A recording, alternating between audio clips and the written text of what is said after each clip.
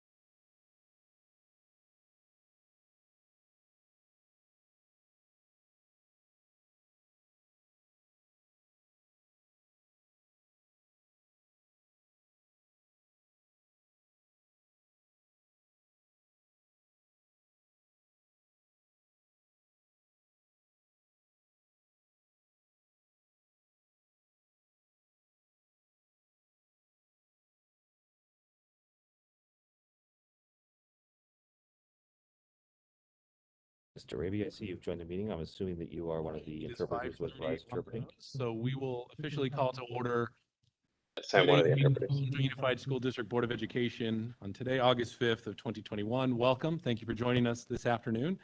We'll begin this meeting as we do every meeting with a roll call. So I will ask Ms. Medina if you'll please give a roll call of the members. Board Member Joanne Thorne. Here. Mr. Ibarra. Mrs. Haro. Mr. Flores. Ms. Sandoval. Mr. Fuentes. Ms. Adigin. Here. Thank you for that, Ms. Medina. And again, we're grateful to have Ms. Thorian Ojeda join us virtually. And just a quick note, we do have Mr. Jensen, our Assistant Superintendent of Business Services, will be filling in as the interim, acting, I should say, superintendent for tonight's meeting. So you're in the hot seat. We will have our Pledge of Allegiance at this time. I usually try to ask folks in advance. I didn't get a chance, so I'm going to call on Mr. Diaz, if I may, if you would please lead us in the Pledge of Allegiance. Mr. Diaz.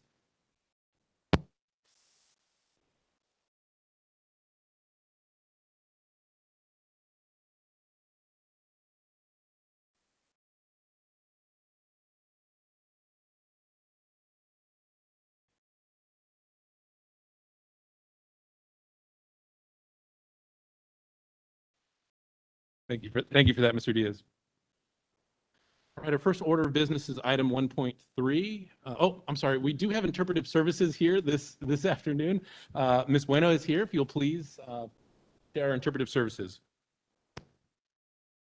Hi, my name is Cynthia Bueno. I'm a translator and translator and receptionist for the school district. I will be offering interpreting services. Muy buenas tardes. Yo soy Cynthia Bueno, soy recepcionista y traductora del distrito, y esta noche voy a ofrecer servicios de interpretación. Si alguien desea escuchar la reunión completa en español, puede buscarme en la mesa trasera. Yo tengo los aparatos que pueden utilizar para poder seguir la junta en español. Muchísimas gracias. Thank you, Ms. Bueno. All right, our first order of business is item 1.3, the adoption of our agenda. We do have some recommended amendments to today's agenda. Staff is recommending that we amend our closed session item 7.3, personnel public employee appointments, to add 2 classified coaches, assistant pep squad director, and a head varsity volleyball girls coach, as well as 1 certificated coach, head frosh soft football boys, of course. Are there any, Mr. Jensen, any other recommended changes or amendments to the agenda? None that we. Okay, great. Do we have a motion to adopt the recommended changes to the agenda? Motion by Board Member Haro, second by Board Member Fuentes. I will ask for a roll call vote. Ms. Thorian Ojeda.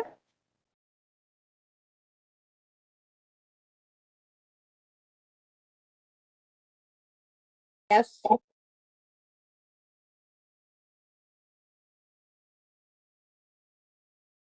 Mr. Flores. Yes. Mrs. Sandoval. Mr. Fuentes. Ms. Adigin. Yes. Thank you. Thank you for that. The amended agenda is approved unanimously.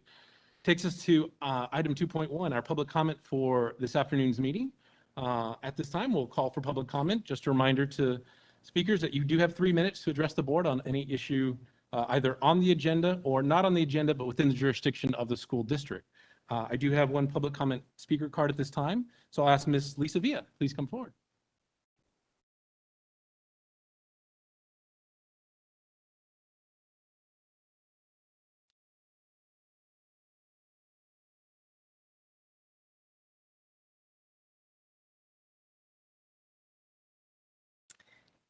Forgive me, last minute, I didn't realize there was a meeting today, but good evening.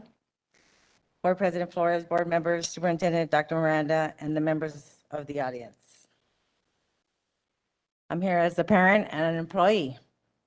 Good evening, board members. It's good to have our kids back on campus, and it has been long anticipated. So I did try to look past all the unpreparedness, but I just couldn't. I couldn't look past all the unpreparedness with the pretty balloons will not cover up what I know behind the scenes. Yes, they were beautiful, as they should be after more than $30,000 was spent for them, for just one day of enjoyment. Those balloons should still be standing still today for kids to enjoy. As a matter of fact, they should still be here till next week if they were quality balloons, but they weren't. The balloons at the site I was at were deflated because it was hot. But if they were quality balloons, they wouldn't have been deflated. The balloons that were inside they didn't deflate because they were inside. So for $30,000, they should have stayed standing for our children to enjoy. The problems of the Colton School District are deeper than the grand opening. The leaders of our district are really not on the same page, and everyone does how they feel things should go at each campus. There's a lot of division. There is no consistency. I do not want to hear that I should be thankful for the balloons. I want more for our students and my children and my grandchildren. I'm speaking as a parent and employee. I was offered overtime to help get all the schools ready a week before the grand reopening. Yes, I needed the money, but I wanted to help. To step on the campuses at each of the sites, I realized how unprepared the schools really were, and it was so impactful that I could not last more than 3 days, because if it hurt me to see how unprepared the schools were, the custodians, I so felt for them. They didn't even know where to begin, where to start, where to move the furniture, it was so unprepared that I could not stand there more than 3 days. That was just one school. We were a week up before the school was going to start, all the schools. We still had 20 more schools to go. There's no way, I don't know.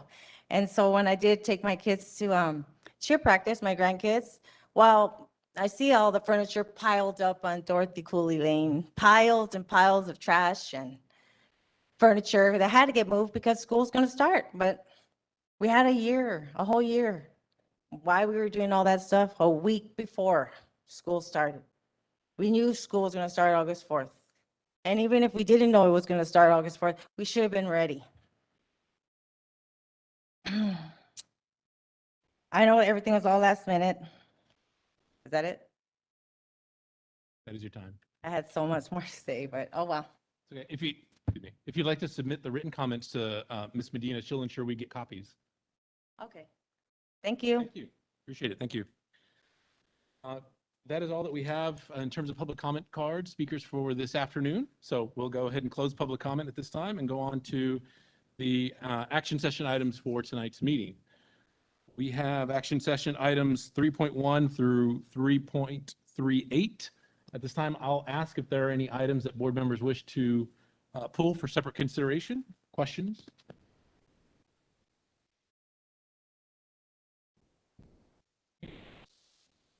$3.5.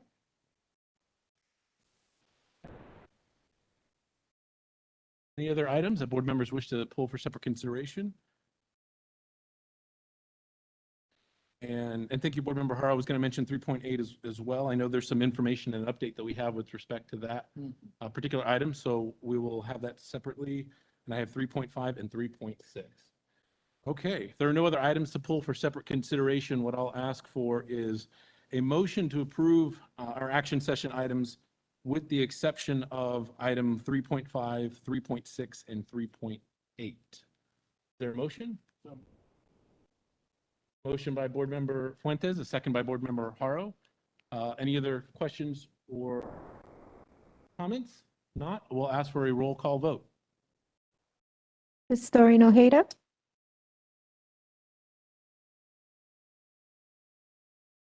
Yes. Fuentes? Ms. Adigate? Yes. Mr. Ibarra? Yes. Mrs. Haro? Mr. Flores? Yes. Thank you. Thank you for that, Ms. Medina. Those items are approved unanimously. We'll go ahead and go in numerical order. So our first item for separate consideration is 3.5, approval of consultants for staff development. Is there a motion to approve item 3.5? I'll make the motion. All right. Motion by Board Member Adigin, second by Board Member Fuentes. Questions, comments? I just wanted to make a comment. There's a couple there of consultants that we're bringing in for social emotional, which is, I really commend staff for having that for our students. I also would like to commend staff for the math focus. They're bringing in consultants to address math standards, which is so important. And I really appreciate, there's two schools, there's Jurupa Vista and Colton High School that are bringing in consultants. And it's not just a one-shot deal. They're bringing in experts, they're math experts, and they're focusing on instructional strategies. They're focusing on analyzing data of their students, how to collaborate with their, with the other, in their math department. So I just wanted to say that I'm very happy to see that, and I'm looking forward to how these schools will benefit, because I know Jurupa Vista is their second year, so it obviously is going to have a big impact on their students' performance in the area of math, and that is an area that we need to focus on. So I just wanted to add that. Thank you, Board Member Adigin. Any other questions or comments on 3.5? All right, hearing none, we'll go ahead and we do have a motion and a second, so we'll call for a roll call vote. Ms. Doreen? Yes. Mr. Fuentes? Ms. Adigin? Yes. Mr. Ibarra? Yes. Mrs. Haro? Mr. Flores? Yes. Thank you. Item is approved unanimously. That takes us to item 3.6, approval of amended 3-year JPA with CRIROP, Colton Redlands Ukaipa Regional Occupational Program for programs year 21 through 2024. Excellent. Our two ROP reps will make the motion, Ms. Haro, and seconded by Mr. Ibarra. Any comments, questions? Just go ahead.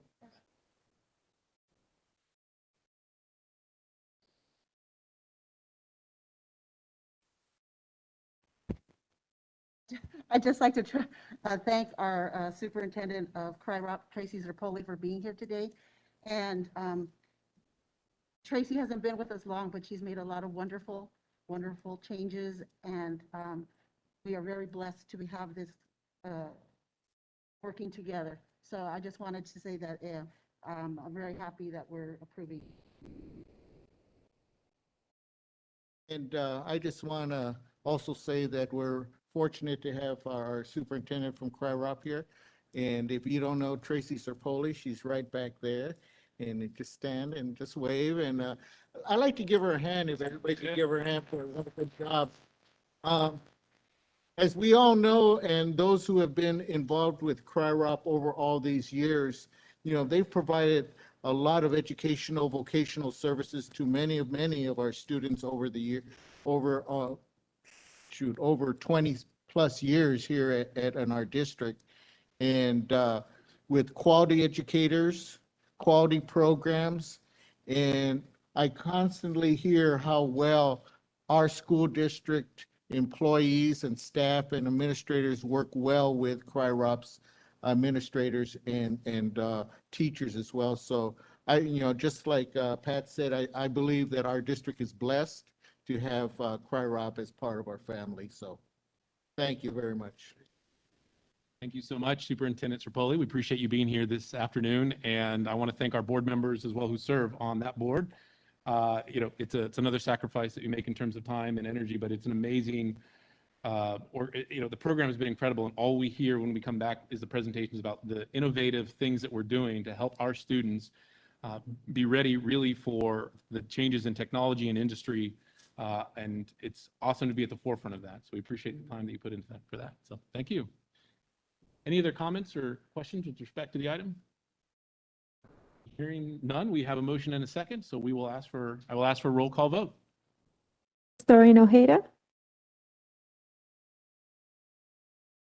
Yes. Mr. Fuentes, Ms. Adeguin, Yes. Mr. Ibarra, Yes. Mrs. Haro, Mr. Flores. Yes. Thank you. Thank you. And with that, the item is approved. The next item that was deferred for separate consideration is item 3.8, approval of Promethean active panel display and mobile stand purchase through Converge One. I understand, Mr. Jensen, we do have an update, a presentation on this item. There was a good bit of discussion last week. A lot of questions were asked. I do want to be deferential. Ms. Haro, she asked that it be pulled. Ms. Haro, would it be okay to have that update from the staff, and then we can ask additional questions? Okay. So I'll turn it over to you, Mr. Jensen. Well, thank you, Board President Flores, and I'll turn it over to Dr. Pearson and her team to present tonight's presentation. Thank you, and I'd like to introduce Dr. Eric Mooney, our Director of Secondary Education, and two of our curriculum program specialists and technology that will be presenting tonight.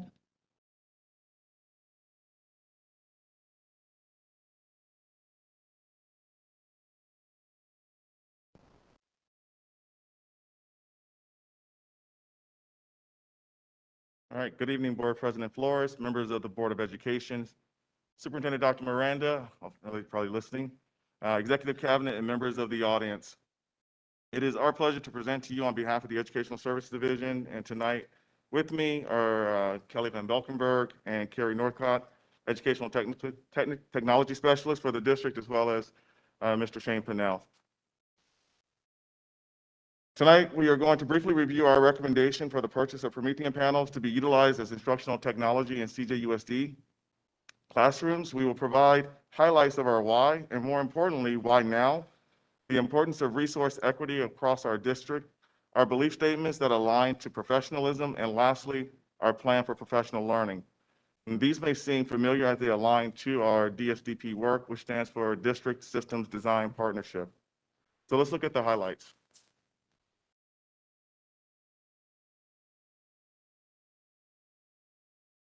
There are several reasons why we feel the Promethean panels are a valuable investment and instructional tool, beginning with they support our ongoing efforts to improve all instructional learning environments for all students in CJUSD.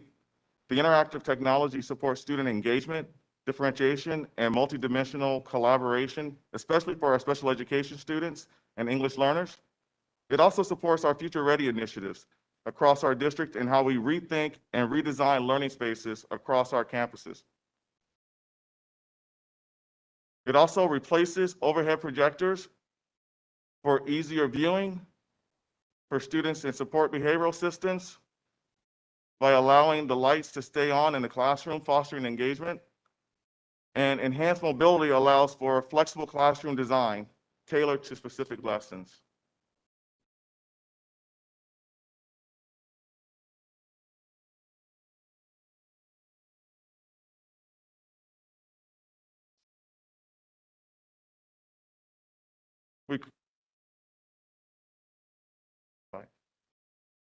We currently have 252 Promethean panels in use, another 123 that were ordered in the spring and pending delivery, 60 panels being used in district offices and meeting rooms, totaling 435 panels. The order quantity number of 625 are for the remaining classrooms without a panel. We also wanted to show the teacher response data indicating that of 433 respondents, 53.6% are ready now for this technology in their classrooms. Another approximately 33% responded in phase 2 or 3 response area. And it's important to remember that these responses are not saying that they do not want a Promethean panel, just that they would prefer to prioritize the use, by which additional data is based on ongoing professional learning. Additional teacher responses show that, again, close to 60% want a Promethean panel, while 35% were neutral and had questions of inquiry. This aligns closely with the previous slide data, and only 5% not wanting a Promethean panel. We also wanted to share a couple of comments that stood out to us, with one respondent saying, "Thank you for striving towards equity with our available technology. It has not always been so." And another respondent validating the benefits of our special education populations. Next, we would like to briefly touch on why this purchase supports our vision for equity, but also equality.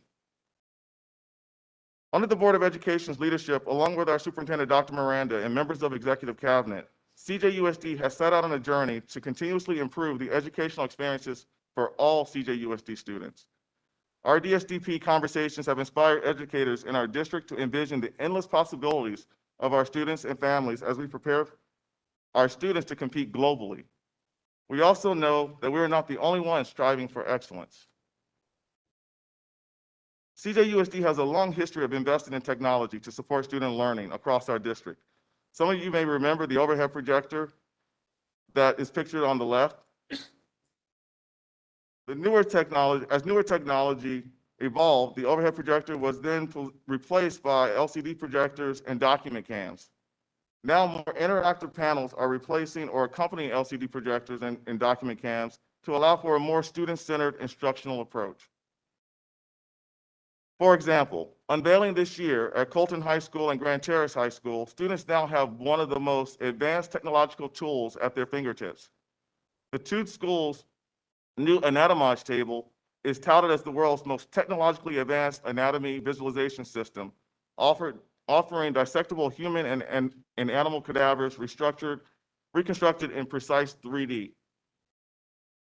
At CHS and GTHS, they are two of just approximately 40 high schools in the world, not in California, in the world, to have an anatomage table, and joins only a handful in the state of California.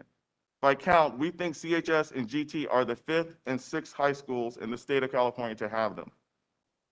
Only a handful of colleges offering 4-year degrees have an anatomage table in their science and medical programs. Another area our DSDP conversation has focused on is professionalism. The goal of the Educational Services Division is to continually select effective and appropriate classroom instructional technology so our teachers can meet the needs of all students by designing, developing, implementing, managing, and evaluating student learning. We further believe that in order to have high-quality teaching and learning in the 21st century, it requires CPT knowledge. All areas of knowledge are equally important to foster student growth, knowledge of the content, of how to deliver the content, and how to use the available technological tools to engage learners with the content.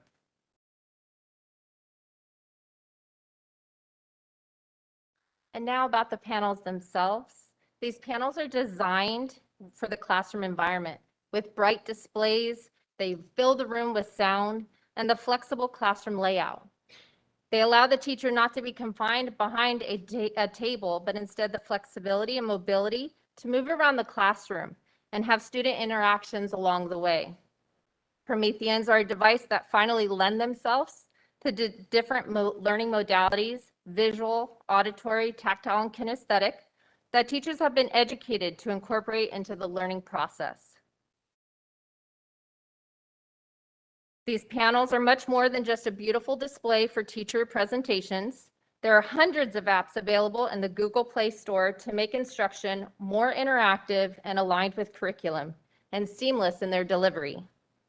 By adding webcams and using our CJUSD resources, such as virtual job shadows and NEPRIS, it levels up the lesson by making it more dynamic and allowing students to connect to their peers, their community, and the world around them. The interactivity and engagement made possible with this technology spans across all content areas and grade levels. For example, in the English language arts, writing and text analysis instruction and learning are enhanced, taking it further with literature trips, marking up decodable readers for the primary, and even casting that text. These experiences go straight to the students' computers and allow them to see those learnings in real time. The possibilities are endless with these panels. And I'll say what Valerie Cover at Crestmore Elementary, a teacher there, said. She said, "I would be lost without it. It's the only thing I use. Easy to pull up curriculum, Google Apps, whiteboard, and more, and to have students participate and be actively engaged and show what they know and collaborate."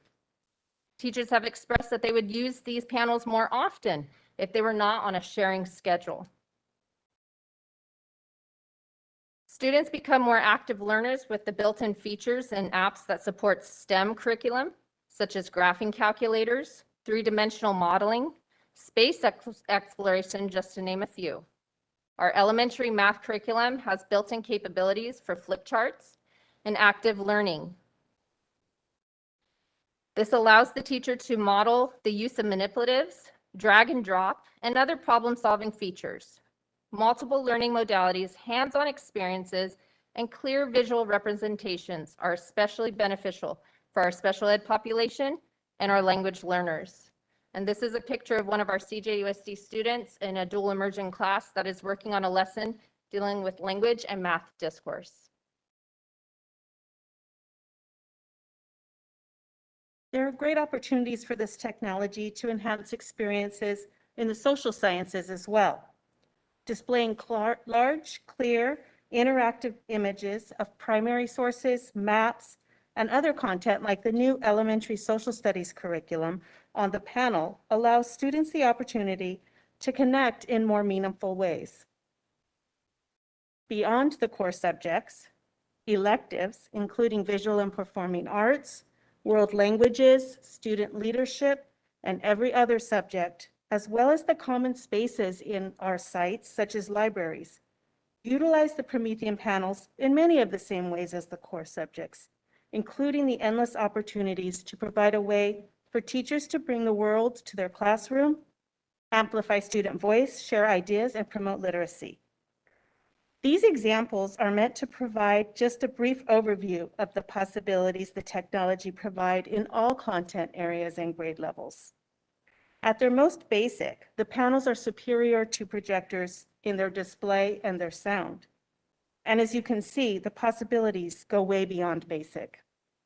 When used in conjunction with content knowledge, pedagogical knowledge, the device is just one of the tools that provide opportunities for teachers and students to level up their teaching and learning.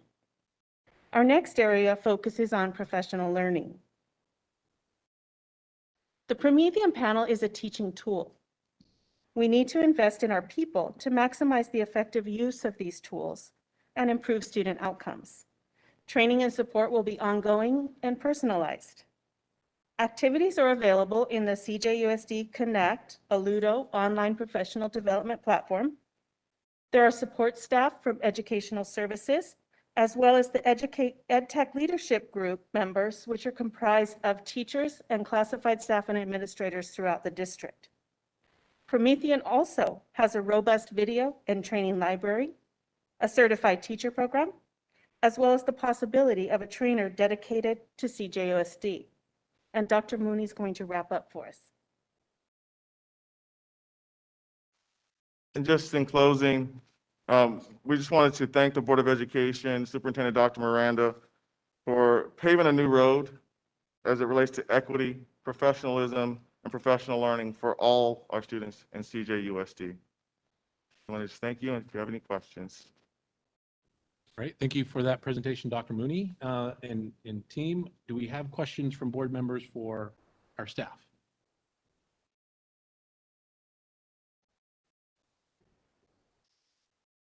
Oh, you're right, we did not have a motion. I'll ask for a motion to approve the item.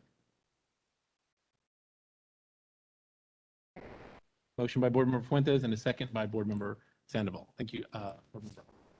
Questions or comments from staff? Questions? I have a go ahead, Pat. Go ahead, Pat. Hope you guys can hear me. Just want to thank you for all the information, the presentation, for the email, the information that was asked for. It's great to see that we had the interest of our staff for the Corinthian boards. And I think you said it was like about 59% of them already knew how to use them. Is that correct? There's several that are using them. That's 59% that it was actually in wanting the technology. I saw the training part of it. How long do you think it would take to get the rest of the people trained and ready to go? So we will be doing ongoing professional learning and professional training for our teachers. And again, this is like when we're working with students, individualized, moving at their pace. There are a lot of different capabilities of this technology. So it's not a one and done type of approach. It's just a building nature with this technology. A lot of the learning will also be done in the classroom using the technology as they discover and collaborate with their peers on different ways of using it in the classrooms. Awesome, awesome. Thank you, Dr. Mooney, once again, staff, team, Dr. Pearson, for all the information that was brought to us in this presentation. Thank you very much.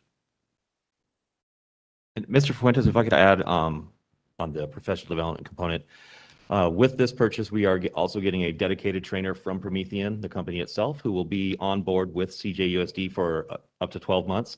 That is somebody that works essentially for us from Promethean, paid for by Promethean, someone that they will basically fly a position. We will be able to evaluate the candidates and bring the best candidate that we feel can help us the most, and then they work at our direction to provide ongoing training for the initial year of this purchase. Awesome. Thank you very much. Thanks, Shane. Mrs. Howard, please.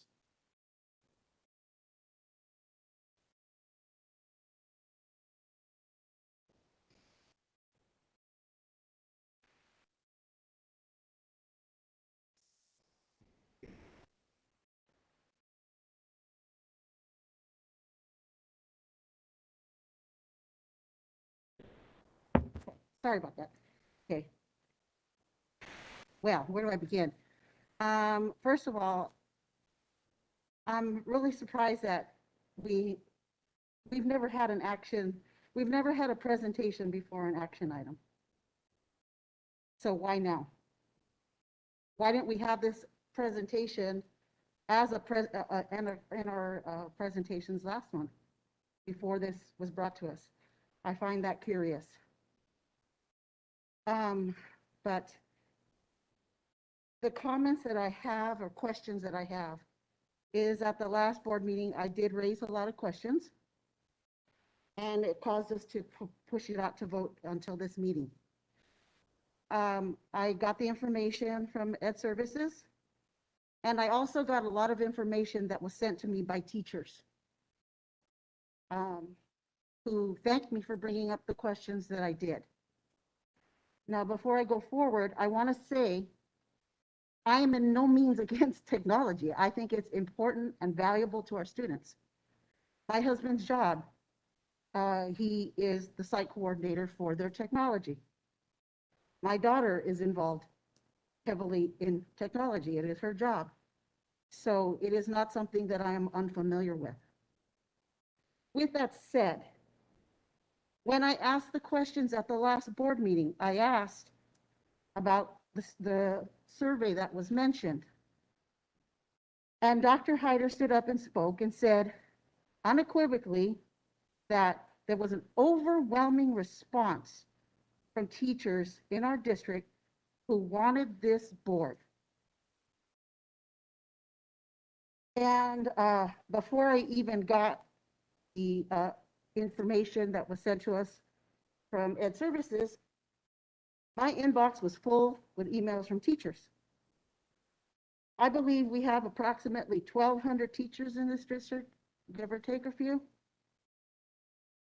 This survey had 434 responses, with 53.6% saying, or 53.6% saying, I am ready now. 53% 0.6% of 434 responses is 232 people, or 232 teachers. To me, I'm just saying, the math doesn't add up. 232 is not an overwhelming response from all our teachers. Many of the teachers I talked to in person, through social media, because they contacted me because they didn't want to send it through district mail because they were afraid they'd get in trouble. They asked me not to mention names, but they said, first of all, we got this survey at the end of last school year. We weren't in a frame of mind to really be, they were done with school and they were out of here. They just wanted family time. They were done with distance learning and needed that time, so they didn't respond. Others told me this survey was very biased because it says, yes, sign me up for phase 1, I'm ready. Phase 2, I prefer to start the school year first. Phase 3, I prefer to be patient. Phase 4, I already have a Promethean board in my classroom. They said they didn't answer because there was not a no option. So again, a very biased survey, which really bothers me, that there should have at least been a no so we could have had some fair numbers here.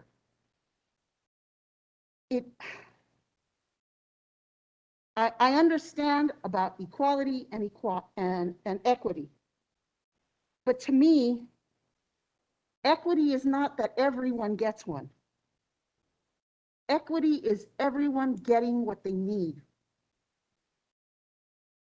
There's a difference there. Because if you give somebody something in technology and they're not going to use it, or it doesn't serve their needs, it's a waste. The teachers who said they did not respond because they didn't have a no option, they said that I brought up a question that with the survey, why weren't they given an option of, you know what, no, I don't want a Promethean board, but what other kind of technology? I have other items that I really could use in technology in my classroom. Why did we not give them an option? Why was the Future Ready group only just based on this one item? So I find it really, it's just, to me, it's very, very disturbing that, because overwhelmingly 232 people said, I want it, and we're going to spend this money for 625 of them. Again, I am not against technology whatsoever. I believe we need it. But I just, like I said, the survey was skewed, so to me, it doesn't give an accurate view of what our teachers want and need in their classroom. And they're the ones in the classroom. They're the ones we need to listen to. Not just 232 of them, but the 1,200 of them. I believe that they should have a voice in this. So, those are my comments. Thank you, Board Member Haro. Other questions or comments? And I think there were a fair number of good questions in there that I want to make sure staff can respond to. I'll answer one question just that you raised with respect to why the presentation. It was at my request. There was quite a bit of conversation and really good questions raised. I think you raised a lot of good questions, Board Member Hart, at the last meeting. And there was a motion to table this till we get more information. And so I felt the best way to do that is at the next meeting where we were going to have the presentation. So it was at my request, given all the conversations that took place at the board, the questions, requests about information on the survey. So I did request, and we have in the past had some presentations when we pulled items, but I would, given the variety of questions that we had, I had asked staff that we have a presentation. So that's where that came from. And I know there were a number of questions about the survey and feedback from other teachers. So I'll let either Dr. Mooney or Mr. Jensen or whomever want to respond to some of the questions about options provided to teachers, other types of technology. I don't know that this means you can't have other types of technology in the classroom. I think we do, but there's some questions that Board Member Haro asked that I'll let staff kind of jump into. Yes, no, and thank you, Board Member Haro, for the comments and questions. One of the things I would say, just to start off, there are, as is shared in the presentation, other types of technology, mentioning the anatomage tables. That is more very specific to our science and medical pathways and classrooms that is catered. And the type of technology that is still a touch panel interactive technology that the students are going to be engaging in at those two schools and those classes that are aligned to the sciences. The equality and the equity lens that we were discussing were the equity around, you're absolutely right, providing the teachers what they need. In a sense, we were looking at that through professional learning and professional development, meeting them where they're at. The equality aspect is that all teachers would have access to those, what we would feel the instructional technology in their classroom in order to be able to do that CPT, take the content, be able to deliver the instruction using the technology, again, by building them on their skills with that basic technology, engaging students in the learning. In response to the survey, the percentages that you're correct in that there was no option. However, in the comments section is where that 5% that was mentioned in the presentation came about of, no, I don't want a Promethean board. So there were those who completed the survey that did mention that they did not want a Promethean board, that were very specific on how we got to that 5% of the respondents as well. So even though it wasn't a question, there was space for them to provide that information in the comment section. And I went through all 434 of those to calculate that 5% that said, no, I don't want one in my classroom. Others that did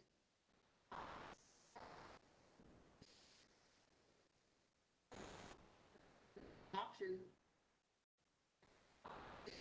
send it back, because I think they would say that, but that's my no.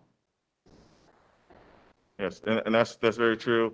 And so I think on both sides of that, we had a lot of teachers that did not complete the survey because they already have this technology in their classrooms and are already utilizing it. So the information is skewed on both ends with respects to the teachers who did not complete the survey because they have the technology, and maybe teachers who did not complete the survey because there was not a no specific question on it.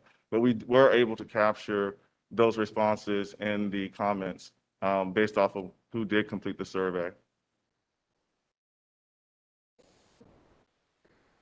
I've see it more in elementary than I do. I don't know why elementary.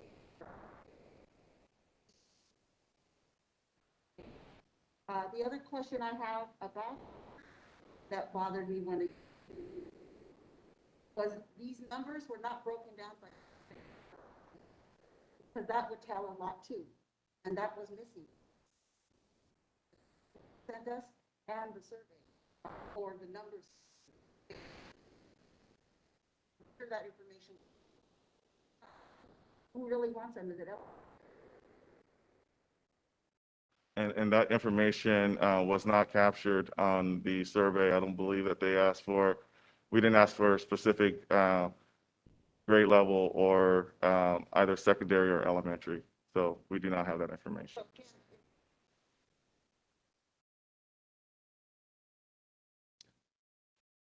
Board Member Adagin. Yes, you mentioned that these boards fill the room with sound. What does that mean exactly? I think on one of the slides you mentioned it filled the room with sound. What? Yes, I'm going to actually. Sarah, I can address that. Sorry, I hear myself twice when I'm listening in. So this is a large format 75-inch LCD panel. They're a commercial quality display. It has a glass front, a steel case, and it has speakers that are specifically designed to fill a classroom-sized space with sound. So it's essentially a built-in speaker bar, similar to what you would have at home if you have a large TV with a speaker bar at the bottom. Very similar to that, but it's built into the panel as a integrated speaker bar. So it's can be quite, you can turn the volume up quite loud. It doesn't blow anybody's eardrums out, but it's a very room-filling sound. And it's specifically designed to fill a classroom with that sound, whereas a TV is designed for your living room. There's other displays that don't have very good speakers on them, but these definitely have speakers that are designed specifically to fill a classroom, 960 square feet, I think is the kind of standard, Mr. Cheng. So designed to fill that sort of space with sound. And does it have the capability of the teacher being a microphone or into it so that? That would require some additional equipment to make happen, but it can it can accept that, yes. So if we're looking at something like a voice lift system, we can attach a voice lift system into the Promethean panel and help elevate that voice. Most of the voice lift systems do come with their own speaker system as well. But there is the capability of putting audio inputs, other audio inputs into the Promethean panels as well. They're very flexible on the number of inputs that they have. You can connect a document camera directly to them, a DVD player if you happen to have DVDs. We still have quite a bit of content that's on DVD. I'm not sure about VHS. We might have some content on VHS. That one might be a stretch. I'm sure we have some teachers that have never even seen a VCR. So I don't know if that would be useful or not. Certainly students that have never seen one. But they're very flexible on the number of inputs that they have, and you can connect multiple devices to them. And maybe the curriculum program specialist can address this. How would, then, like, for example, the new social studies curriculum, can you give an example of how that can be used or in a daily lesson? Colleagues and I were talking actually about that same thing, the new content and with it being digital. So in the content, the kids will be asked to annotate, for example, a map, mark the different areas that we have just discussed in the 4 different regions of California. So on there, the teacher can have the Promethean board and is marking it, and the kids are then seeing it right there on their devices if it's cast to their device. Or students can be marking and the teacher can say, let's look at what so-and-so did, and they can have the device where the kid is sitting projected up there. Multiple students side-by-side work can be shown. So then they can say, oh, let's compare these. Let's look at what they did on this answer and continue to annotate from there. Thank you. Thank you. First of all, I want to thank you for your report. Very informative. My question lies in the area of readiness. By individual teacher utilizing a Promethean board, can you explain to me how that would prepare individual students for college readiness or industry readiness? Is this something that they could, because one of the things that we try to do is we try to prepare all our students for the next level. And oftentimes I hear a lot of students say, well, when they went to college, they were not exposed to certain things that were not offered. Now, of course, by having these boards, how is there can you explain to me how that can prepare our students for either college or industry?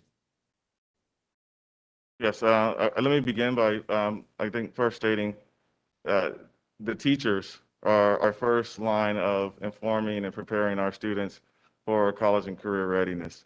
This is a tool that they'll be utilizing in order to help them engage and interact with our students to help them be able to, again, learn the content that they're delivering. So it is, again, we feel an increased level of engagement opportunities for the teachers and to elevate our students in the areas of skills around technology, which we all have seen over this last year and a half very quickly become very important, not just for some, but for all of our students across our district in order to be able to make those connections around engagement and learning and curriculum. So the preparedness is really also skill-based as well on them being able to, as learners, engage in the learning with the teacher, being able to instruct and teach, going back to that the importance of CPT. We have great teachers that know the content. We have teachers that know how to deliver that content, and we want to continue to provide them with the tools in order to engage students and also have them get the skills, those technological skills, so that they are ready for college and career. Many colleges, like our school system, K-12, went completely online and are delivering instruction using the technology. And as we were seeing with the anatomizer tables, doing dissections and doing different things remotely. That's where the technology is in the field of medicine. I know I had several doctor's appointments over the telehealth. And so those are those things that we know that our students will need for their futures. And how about in the industry sectors? With the anatomizer table, so the NEPRS, I think was mentioned, and virtual job shadow. These are also other opportunities for teachers to bring in industry specialists into their classrooms and to be able to have a panel display that would be able to engage students with people from industry directly. And we already have those platforms. So again, now it will make it more conducive for our teachers to be able to have that technology so that they can continue to engage with those types of industry people around, again, I know, around the world. Mr. Ibarra, if I can chime in as well, I can think of a number of different situations where students would be using those kind of next level skills. One of them being using the whiteboard collaboratively, where multiple students are coming together, maybe in a CTE class, where they're working on a design for something collaboratively and kind of like you would on a traditional whiteboard, but better because you can save it and iterate and erase and share it broadly. Save that content to your Chromebook to continue to use it. I can think of students working collaboratively on their Chromebooks in a classroom, on a project, and then being able to very quickly show it on this larger format display so that the rest of the class can see it very easily. That's something that we do in our meetings all day long. So it is definitely job relevant, I think, being able to get used to working collaboratively on a product and then showing it very quickly to people, kind of iterating very quickly on those tasks. So I think that's some ways that we can utilize these to get kids ready for college and their careers. And just one last question. It seems like there's a concern of utilization by our instructors. And you're purchasing the 625 boards, I think, and also a pretty good price tag that goes with that. There is a lot of benefits, obviously. That's why I asked the questions I did. But we also need to make sure that if we were to approve this, that teachers would utilize this. And I think Pat has a lot of concerns and here's a lot of concerns that there's going to be a certain number of teachers, obviously, that will not be using them or are not interested in some way. So if this was to be approved, how would you go about working with the teachers so that we could get the maximum out of the boards for the benefit of our students? What is your plan? How do you plan to do that? Thank you, Mr. Ibarra, board member Ibarra. The plan around that ongoing training and professional learning, I know that Mr. Purnell tapped into and spoke about the support we'll be getting from Promethean. But as well, we have our EdTech CPSs that will also be able to provide support for teachers. And the biggest thing with a lot of things with new technology is just the initial fear. And not to go into too many stories, but my husband just got a new car, and the biggest thing was the fear of all the technology in the car. And so after he starts driving it for a while, and now he's really comfortable with using all of the new features that he has access to, and increasingly the cooling seats in the hot weather. So he knows that button very well right now. But I think it's overcoming the fear and also just letting the teachers know that we are here to support them where they are. That's where the equity comes in through the professional learning and supporting them and sharing, and also having them with their colleagues that are already using the technology, being able to support and lean on each other and share those best practices as they're using the technology as well. Yeah, I understand the fact that we're going to have an individual assigned to us from them. But to me, it sounds like because of traditional cultures that if we were to approve this, we probably would have to go above and beyond to reach out to those individual teachers. Because we could put the board in their room, but the idea is that it's going to have to benefit our students in some way. And I think it's going to go beyond just offering training. They could just say, I won't go, you know. But I think that we would have to reach out. And you did mention a couple of things, having maybe other teachers work with them, talk to them, try to encourage them, motivate them. But I think that if we were to vote this in, we would have to have some kind of plan to ensure that some of those things would happen. And, you know, these boards don't end up being a coat rack, like Pat said last time. And that's something we really don't want. We want, you know, this to benefit our students, so. And Mr. Ibarra, I think I can address some of that as well. With any large-scale technology adoption, you always have your people that are very eager. So it's kind of a bell curve. It's people that are very eager, they're the early adopters, they'll run with it. The majority of people, they want to sit back maybe a little bit and watch the early adopters and see if it's successful or not. And then we're going to have the tail of that as well. We need to be pragmatic about that and understand that that is something that will exist. We have computers out in this district right now that are underutilized as well because there's a small percentage of teachers that don't want to use a computer in their instruction, and that's okay. We need to work on trying to move them forward a little bit as well. But that's true of any kind of adoption. Even curriculum, I think we have some of the same challenges. We have early adopters, we have the middle of the bell curve, and then we have the tail as well. So we are well versed in working with that. And I wanted to share, we recently had our professional development days on the 28th and 29th. We had Promethean providing training there. They made a trainer available for us, and we had multiple sessions throughout the day. And in one of the sessions, there was a band teacher, I believe a high school or middle school band teacher. I know he's secondary. And he was writing in the comments, and he said that he was reluctant to come to the training because he didn't know how he would be able to use the panel. He didn't think he was going to be able to. Well, the trainer was a former elementary band teacher, and she was showing some band examples. And I think he just kind of lit up about it. Well, it was all via chat, but it seems like he really lit up about it. And he said he was excited to now start learning how to use a panel like this. So I think we're going to see that kind of adoption curve. We'll have those early adopters, which we already have quite a few, and teachers can help teachers push each other along as well. Just kind of seeing how they are using them in the classroom and getting ideas from them. So yeah, I think we're definitely cognizant of the fact that we have that bell curve that we need to work through. I think we're going to have to promote this in some way. One idea just came to mind is all our teachers collaborate.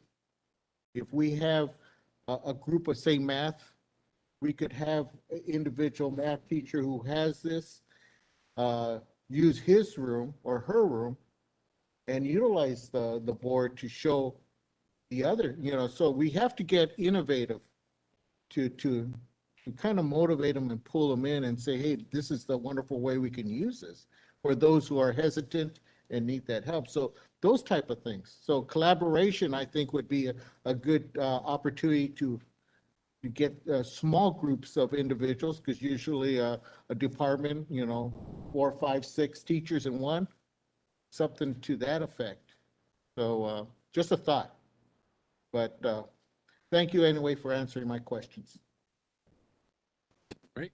Thank you. Additional questions, comments, please, Board Member Haro. So these are all not going to be wall mounted, they're on the rolling.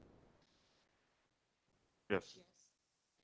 Okay, so I know we have quite a few teachers. Match have them, I don't know what are they have 70-inch. So are they going to have a 70-inch TV?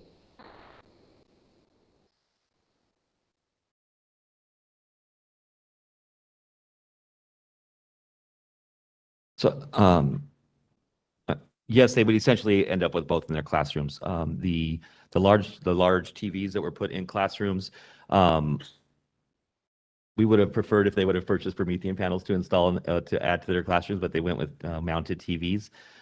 They can both be utilized. We can use Promethean panels in small group instruction. There's some other uses that we have. But yes, essentially you would end up with both in the classroom there. But we're not trying to put 2 Promethean boards in any classrooms.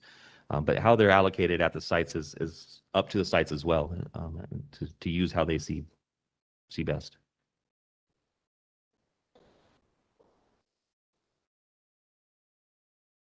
What other technology?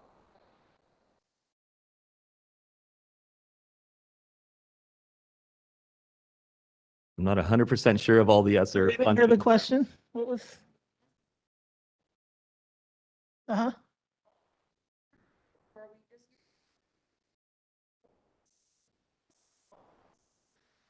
We've used ESSER 2 funds, and Ricky can help me out with that too, but we've also used it for Chromebooks, for hotspots, for teacher and staff laptops Yeah. as well. Quite a few thank you teacher and and staff teacher laptops. staff last year. I can't hear you, sorry. Yeah, the extra charger for the classroom.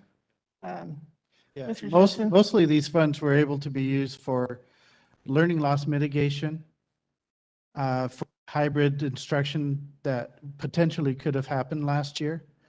And for this year, obviously, those boards would have been perfect for a hybrid format, because if you could set up a classroom where you have some students in class and some at home, with the camera on that Promethean board, everybody could see each other. It would have been perfect. And I believe we also funded our WebEx licensing with the ESSER funds. There's a number of Right. different funds that were used. I'm not Exactly. well versed in which one was used for what, but we did do We that. also hope to actually begin telepresence classrooms at some point soon, and so that will allow us to, especially with some of our AP classes, to have it at one school site, but telepresence to all the other sites in our district.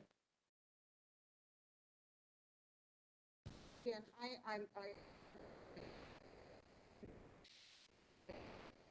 I against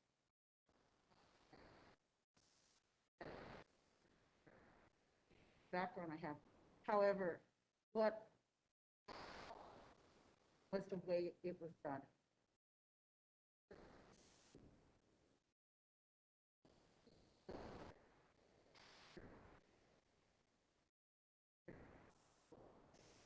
Right now.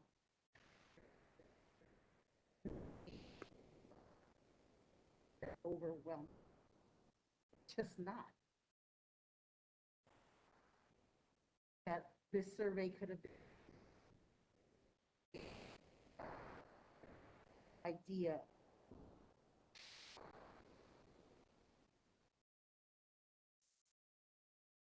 Thank you, Board Member Haro. And thank you for the presentation. Are there any other comments or questions? I'll be brief. And I do want to thank Board Member Haro for asking questions. I want everyone to know that this kind of dialogue, and it may seem like it started as a simple action, but even the simplest of actions, and in this case, a significant amount of money, new technology, warrants scrutiny, good questions, and it's a good example of how this board can ask questions, debate issues, and ultimately we'll vote, and we'll respect that. So I appreciate it. I genuinely do. And we can agree to disagree on certain things. But this was a helpful conversation, so I hope that everybody felt like we got some good information. I think Board Member Haro, I agree with you that, and I believe it's certainly not the technology that's the concern. It's the way that we engage our teachers and get feedback. I do have a different perspective on that. Number one, the responses were over 400 of approximately 1,200, so about a third of our teachers responded. Is that statistically significant?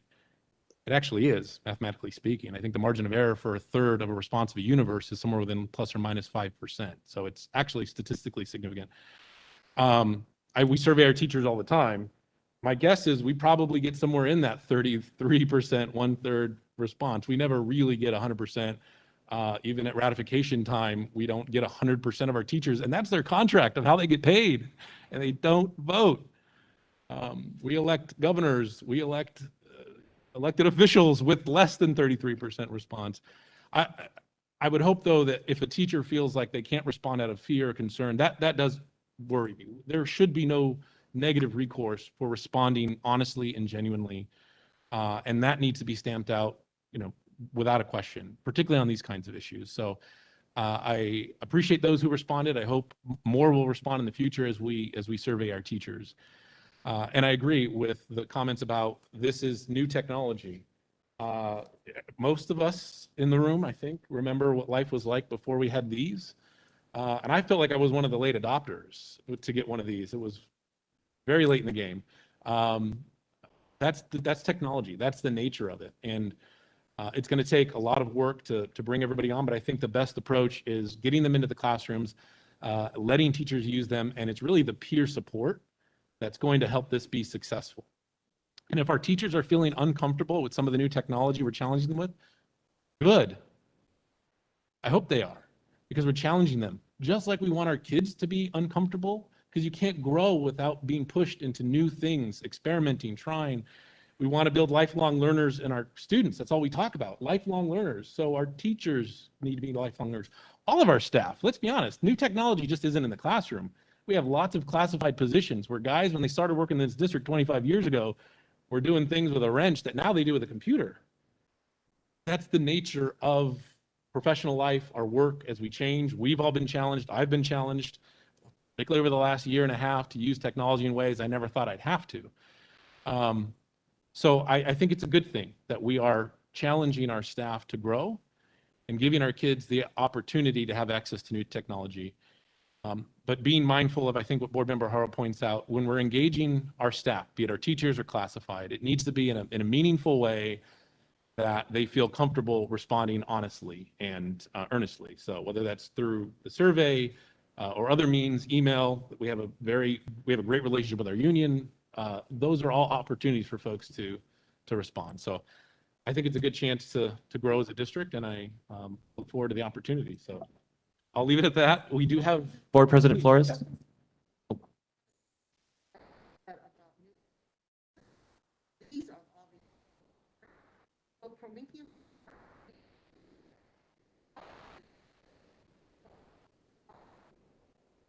Seven? Daughter had one in her class.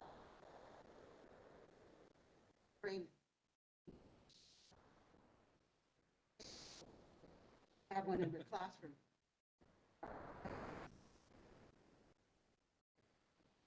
Yeah, and I don't know if these are newer versions. I presume these are newer versions of. Yes, these are newer It's like versions. getting a new iPhone, so. New technology. So, yeah. Board President Flores, I believe Yes, Ms. please. Thoringer-Hayda would like to make a comment. Oh, yes, please.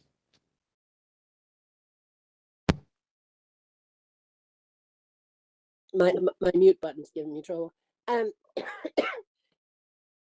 have one question. I know they said that the training will be on an individualized basis, but will every teacher be, I hate to use the word required, but given the opportunity and encouraged to participate at least in the initial training, so that even if they don't want to do it, they'd be able to see all the things that they can do to kind of take on that challenge in a very safe environment, but would be at least able to see what is available and what they could learn should they decide to do that. Is that going to be a requirement? I'm not going to say it's necessarily going to be a requirement. The goal is that it's one of the reasons we have so many options. So you have the collaboration time on the school sites, you have staff meetings on the school sites, we have our ed tech TOAs, we have the TOAs on school sites that we can train independently for this. We have collaboration time for teachers. Bringing this person in from Promethean will allow them to specifically go in the classroom to support a teacher who maybe doesn't want to go to a training with everyone. We've already provided opportunities at our last week for those trainings. We'll continue to do that, as well as we on our Connect, Ludo Connect, CJUSD Connect. Individual teachers can go look at the videos, look at the information. The trainings that we just provided, I believe the videos were sent out to all the teachers, so they actually have access to the training that we just provided as well. So the opportunity will be there for all teachers to do that.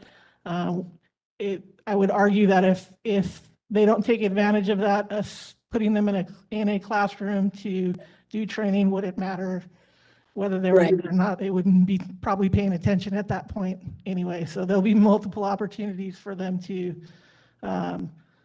get this type of training. And it's one of the benefits of having that person from Promethean at our beck and call to say, hey, today you're going to go out to this site, work with this person during their prep period, or you're going to go out and our tech CPSs go out and work with a teacher and co-teach a lesson or teach a lesson to show the teachers how to do that. And we'll have the opportunity to do all of those things, which is why it's hard to just say, we're going to do this, this, and this, because there's so many things that we have available to support our teachers with this technology.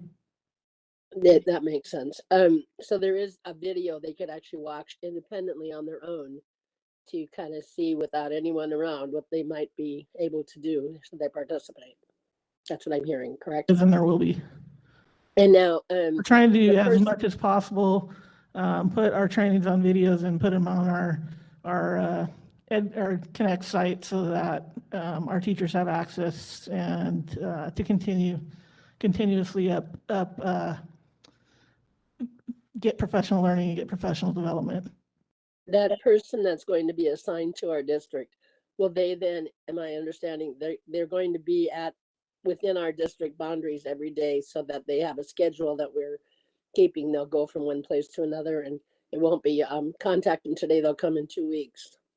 They'll have a calendar and they'll be scheduled so that we'll keep them kind of busy and they'll be able to respond pretty quickly. Yes, no, Shane? My goal would be this person's working every day, all day with someone within our district, especially since it's basically free labor. So, yeah, okay, that's what I wanted to hear. Thank you. Sorry, once we get that, once we have all of this and we know the delivery schedules for each phase as they're rolling out, we can better figure out what a training schedule would look like, and we can provide board updates on where we're at through all stages of this process as we go. Thanks. I just want to clarify that 2007, it was 2012. Great. All right. Well, thank you. We do have a motion and a second on the floor, so I'll ask Ms. Medina for a roll call vote. Sorry to spring that on you.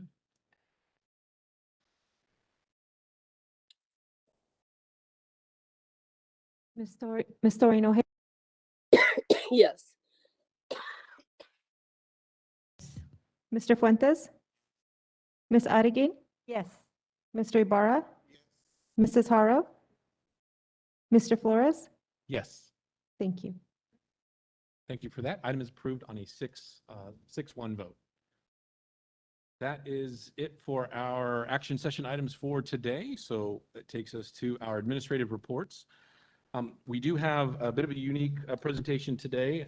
Mr. Jensen, item 4.1 are approved disbursements. I don't know if you have any questions on that. If not, we'll jump right into 4.2, which is our Williams report.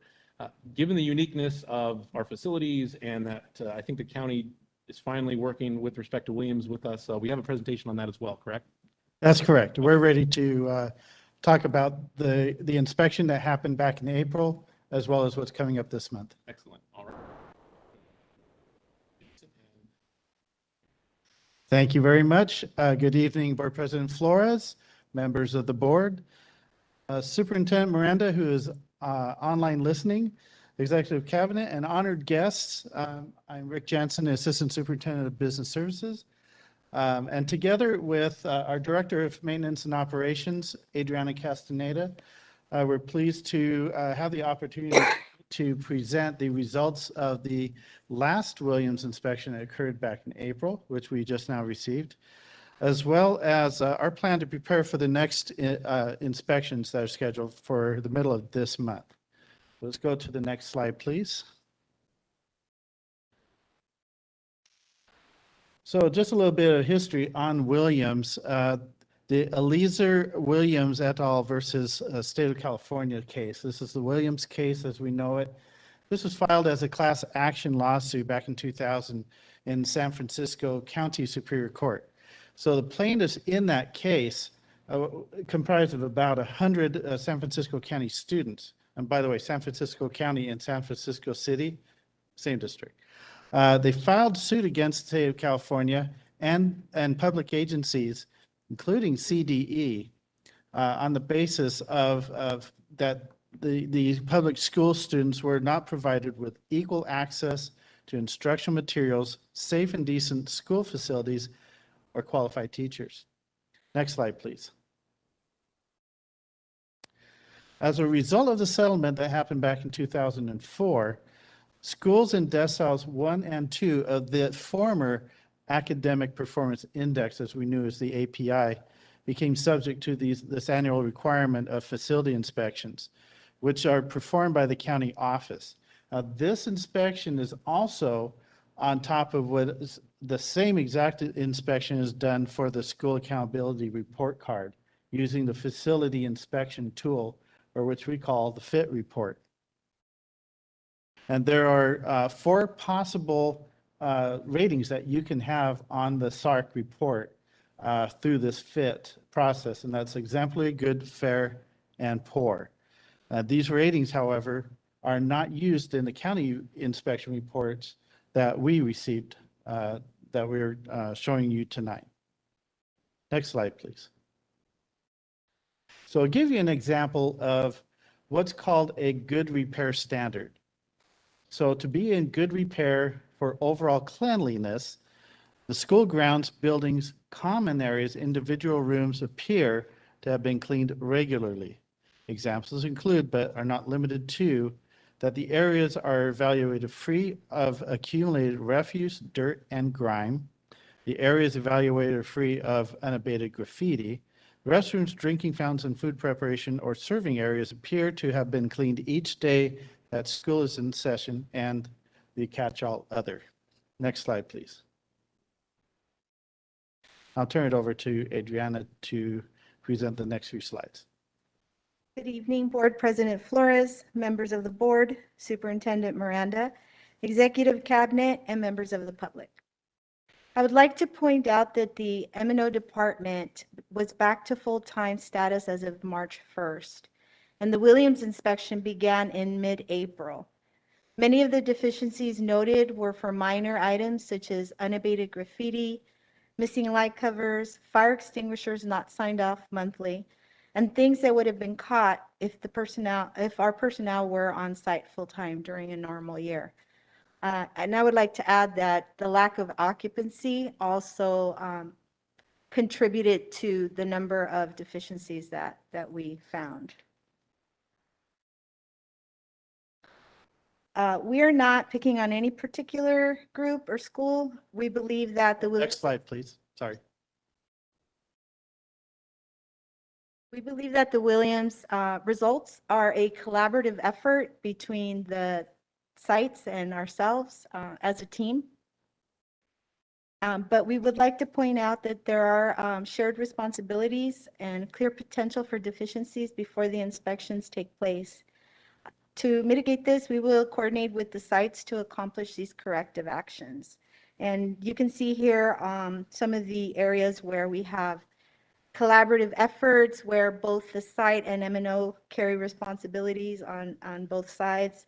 And then the different areas where we have to be proactive on the maintenance side. And then there are certain areas where the site would have to take responsibility. Here are some improvements that we're working on and some that we've already done. We've purchased an electronic inspection software. This helps us to be able to inspect ourselves prior to a Williams inspection so that we can be proactive in correcting any deficiencies. We've assigned 2 dedicated maintenance staff to conduct inspections and correct small deficiencies on the spot. So basically our staff goes room by room inspecting, and if there's anything they notice based off the FIT report that needs correction, then they take care of it. If it's something that they cannot do quickly, then they go ahead and create a work order for it. We've created a custom category in our school dude system to identify Williams inspection items, which allows all of our management to easily run reports and identify Williams inspection items. Therefore, we can address any deficiencies very easily based off a checklist or based off our work orders. We begin inspections in mid-June to prepare for August inspections. So once again, we are diligently working at inspecting ourselves to make sure that we are able to catch any deficiencies ahead of time. And lastly, we're meeting with the principals to review the areas of responsibilities that are assigned to the site so they are clear on how they can help us help them, and then vice versa.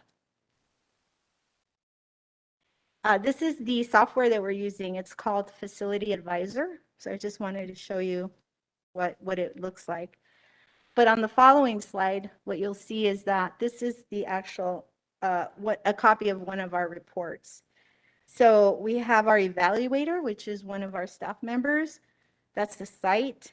It has the exact building where they're inspecting. And then what you see on the next picture there is what an inspection would look like.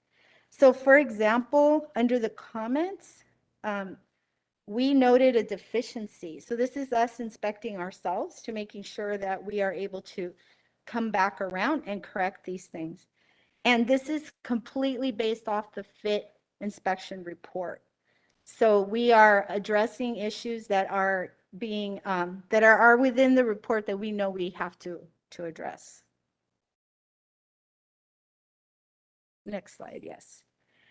And within School Dude, I've highlighted where it says custom category. So basically, I just go into the software, I'll click Williams on it, and it'll give me everything for a particular site so that we know precisely where we need to go, what needs to be addressed. It makes it very, very efficient for our staff to make sure that they're addressing exactly what needs to be done. Next slide, please. This is the dates. Basically, we're jumping right out of starting school into getting into Williams and making sure that we're prepared. I would say that a lot of the work that went into starting the first day of school has already addressed some of our most common deficiencies or most common things that our inspectors come and look for when they're conducting their inspections. Next slide. Okay, so I'll bring this home. We mentioned on an earlier slide, we showed you the number of deficiencies that were, and I want to highlight a couple of those. There were two extreme deficiencies. So there's material deficiencies, that's the worst kind of deficiency you can have. Extreme deficiency is next, and then a good repair deficiency, which we had most of. The extreme deficiencies we had, one was at Bernie School that was based on play equipment that has some broken stairs. So those have already been ordered and they should be here next week.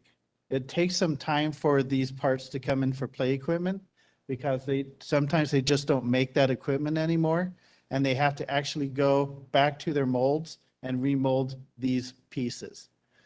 The second extreme deficiency was some broken glass at the Colton Middle School site, which was remedied on the spot. That was an easy fix.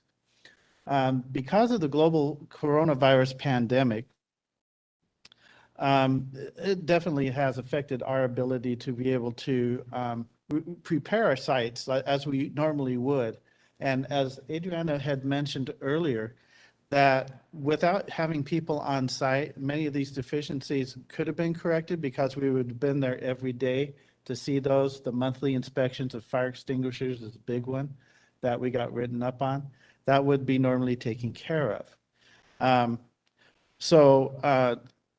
The measures and procedures that we're showing tonight, this is our plan to ensure that these 11 school sites will be ready for their inspections using the actual facility inspection tool that will be used by the inspectors.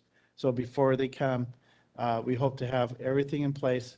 Pray that the night before lights don't go out and ceiling tiles don't break and fire extinguishers don't run off into Neverland. So That's our presentation for this evening. Just wanted to see if there are any questions from the board.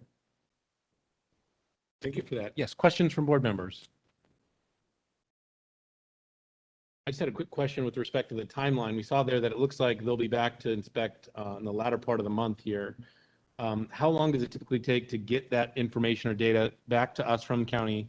And then when do we think we'll get that update report to the board? That's a very good question. As you can see, the last inspection usually happens in August. We didn't know if it was actually going to take place at all. And then all of a sudden, the county said, oh, yeah, we'll be out. We'll be out there in April. And now we just received the report maybe about a month ago. And then we presented it, well, a couple of weeks ago. We'll have to look and see what the date was. But it did take them that long to compile this information. And if you see the report, which was attached to the action item, it's quite lengthy. So it takes a lot of work on the part of the county to compile that and put it into a format that's reportable to us. So I would imagine probably around November or so, Yeah. we see that report come out, November, December. But obviously, we'll be tracking internally our corrections of all the deficiencies that we. Right. And honestly, for the SARC report, I know that in my experience, this is my first experience here, but in my past experience, that when we put the SARC together, we like to mention what has been remedied so far. And we like to see all things remedied before the SARC comes out. Any other questions or board members? Yes, board member Adegin. Are working air conditioners part of the Williams at all? I'm sorry, Working air conditioners? oh, yes, Yes. absolutely. That is. Yes, they are. key. Yes, and we definitely want those fixed sooner than that. So we are definitely working on that. And then you said these 11 sites, what about is there a revolving, or is it, these are the only Williams that we have in our district? Yes, the reason for these 11 sites is under the old API program. Back when that ended, I want to say back in 2012, 2013, when the last time they were actually measuring the API, those were the 11 sites that were in either decile 1 or 2. So they continue to be that way forevermore until they come up with a different measuring system. I would like to add that even though Williams has only 11 designated sites, we still inspect every single campus. And that's done through the SARC reporting, and we use the same tool to do this. So it's not limited only to these 11 sites where we're self-inspecting. And we also produce work orders the same way that we do for Williams. I would like to add that in my conferences that I've done with Cash, the Williams, I think, is due for a major overhaul, and I think the state is working on that right now. It'll probably look different by this time next year. Any other questions or comments from board members? I have one. We're throwing. I have the same concern as Mrs. Adegin. I wanted to know with the other schools that are not Williams identified, I'm really concerned. I visited a school and it's not Williams and it needs a lot of work. It needed when I visited. I'm wondering if on that school dude, if you could create a category for non-Williams schools and present to the board the findings of an inspector that has gone out to look at those and what the remedies have been done or when they're proposed to be completed. Because I want to make sure that these schools are not left out because they haven't been identified as needing assistance, because they do. And I hope we can make that happen. That's all.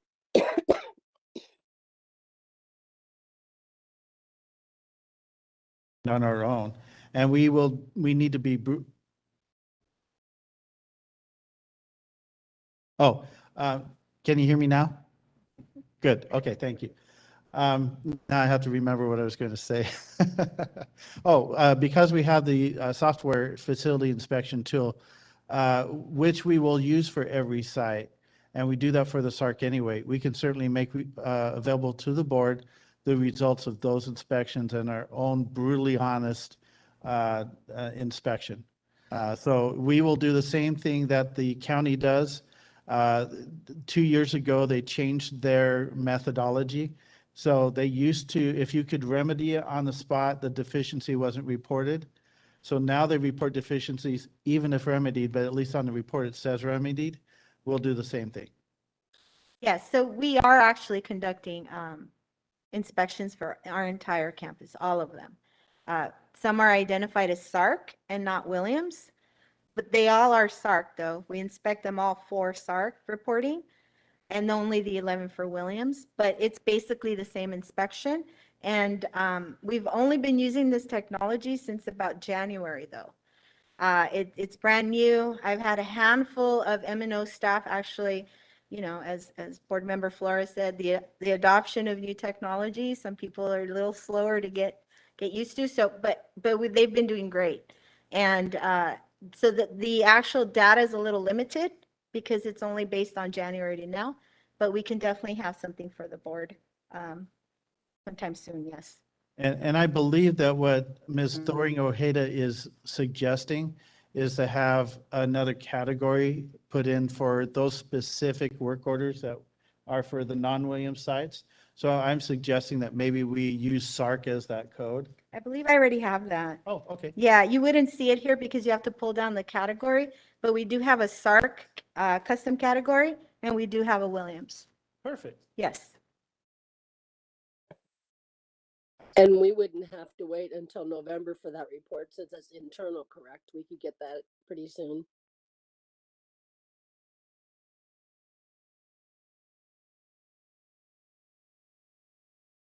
Did you hear me?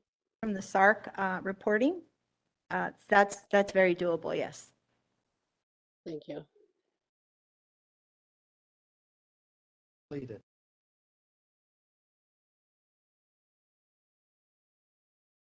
I do have one more now that it's a little beyond.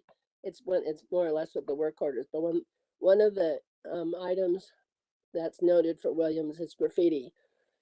When I went to visit schools, I saw graffiti.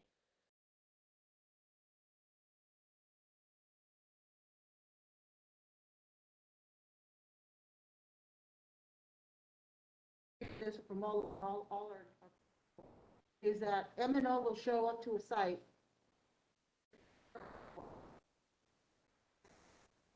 They walk in, into the second. They don't say why they're there. And they go do whatever they're doing. And then they leave and they're on their way. So the principal doesn't know what they did, what work order was done.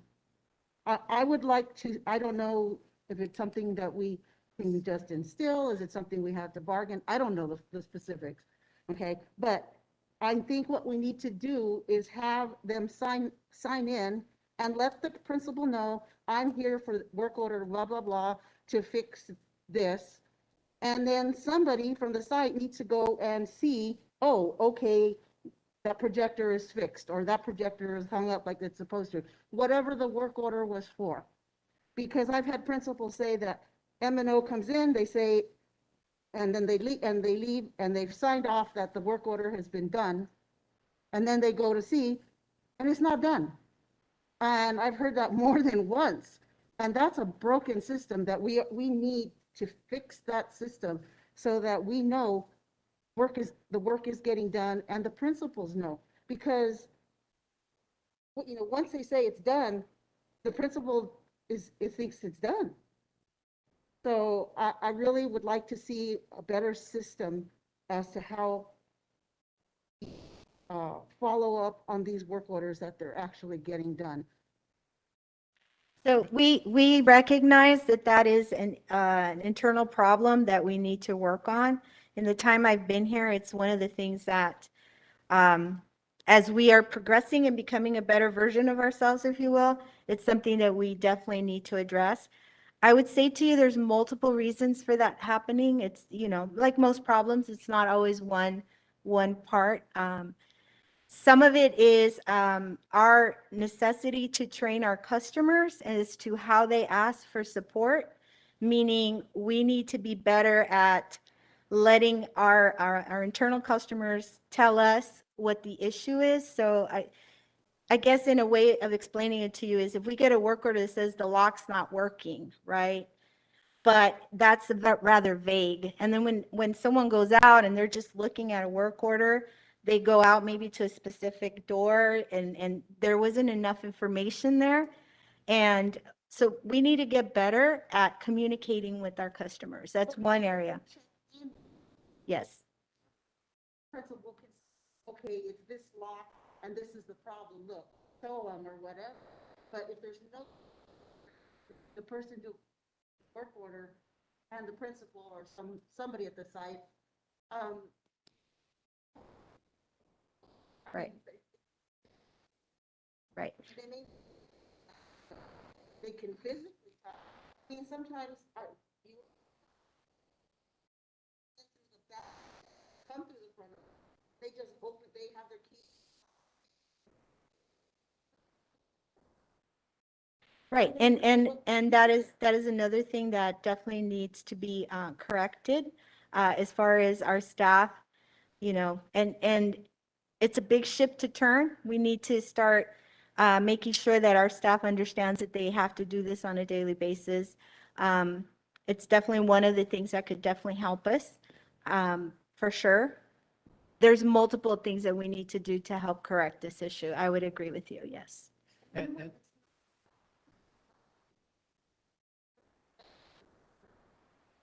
I've heard, but after safety in our sites, and we had a check-in site, everybody, board member, signed in the little book or however.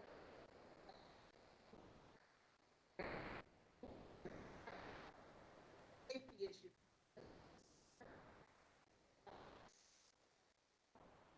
Site that they could know where everybody was on the campus. Ms. Haro, what you're bringing up is really, and I like the fact that Adriana used the word customer, because that's the way I want us to see our sites, as those are our customers that we serve. If we were a private business, we'd be out of business if this is the way we worked. So customer service is a paramount in my book, that when we go to a school site, we treat them like they're our customers. If I go to your house to work on your AC unit, I'm not just going to go on your roof and work on it. I'm going to knock on your door, say hi, tell you what we're here to work on your AC, show us where it is, and then we take care of it, and then we'll let you know when we're done. I really would like to, and I've talked to Adriana about this. We're coming up with a plan on how to implement this, but I really would like to. We have a system, for work orders, but I would like to see us have some kind of like the work order printed out that we can take to the principal, office manager, and when we're there, we show them this is the work order we're here to take care of.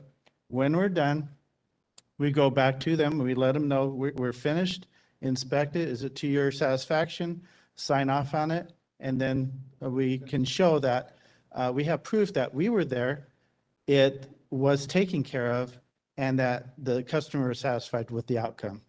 And maybe even put a little survey in there, 1 to 5, 5 being the highest. How did we serve you today? I'd like to see something like that. And Board Member Harrell, just. That sounds great. Sorry about that. I just wanted to interject that we still do ask for all individuals who enter a site to sign in. And so with us returning from school closures is definitely, I appreciate your thoughts and concerns. I think it's just, we need to remind individuals that practice still exists. And we'll definitely work through our safety division to remind principals, but ultimately everyone should sign in, whether you're an employee or not. So that still is in existence at this time. It should have never stopped. So yeah. Right.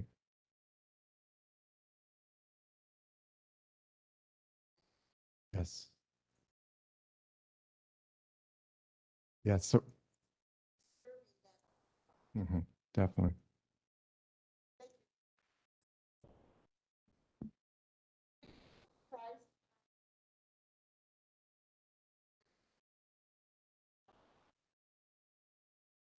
Yes, we'll let you know as soon as we come up with the exact plan and how we'll roll it out to the staff. And we need to buy in too. We need to help them understand the importance of this. And it'll mean sitting down with our staff and with our maintenance crew and helping them understand why this is so important. And wish us luck. Oh, yeah, I'm sure they're fine with it.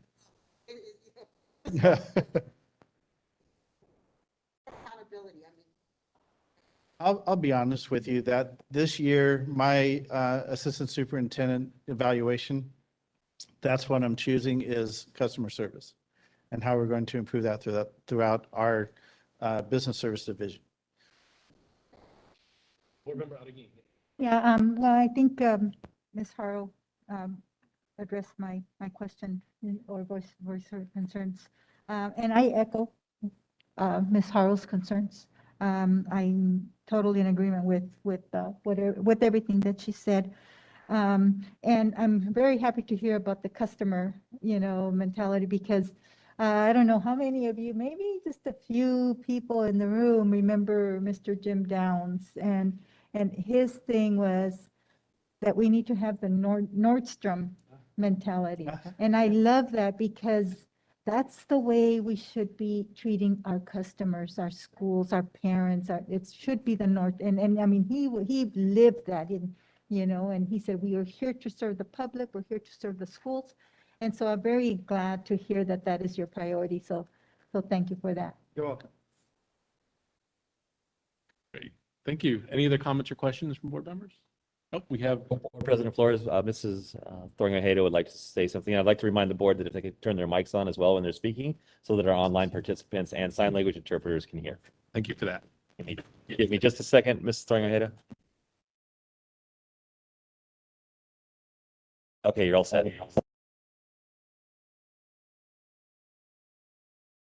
Can you hear me now? Yes. Okay.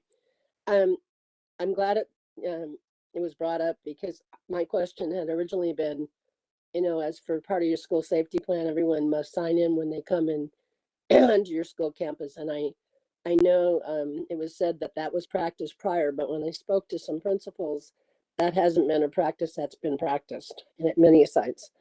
And I think it's critical that people know when they're there, when they sign in and when they leave. So I'm grateful to hear that we're going to plan something like that to do. When I visited some schools, I noticed part of Williams, and it was the graffiti that you see on many of the buildings and other places on campus. And when they come out to paint over the graffiti, they use a different color.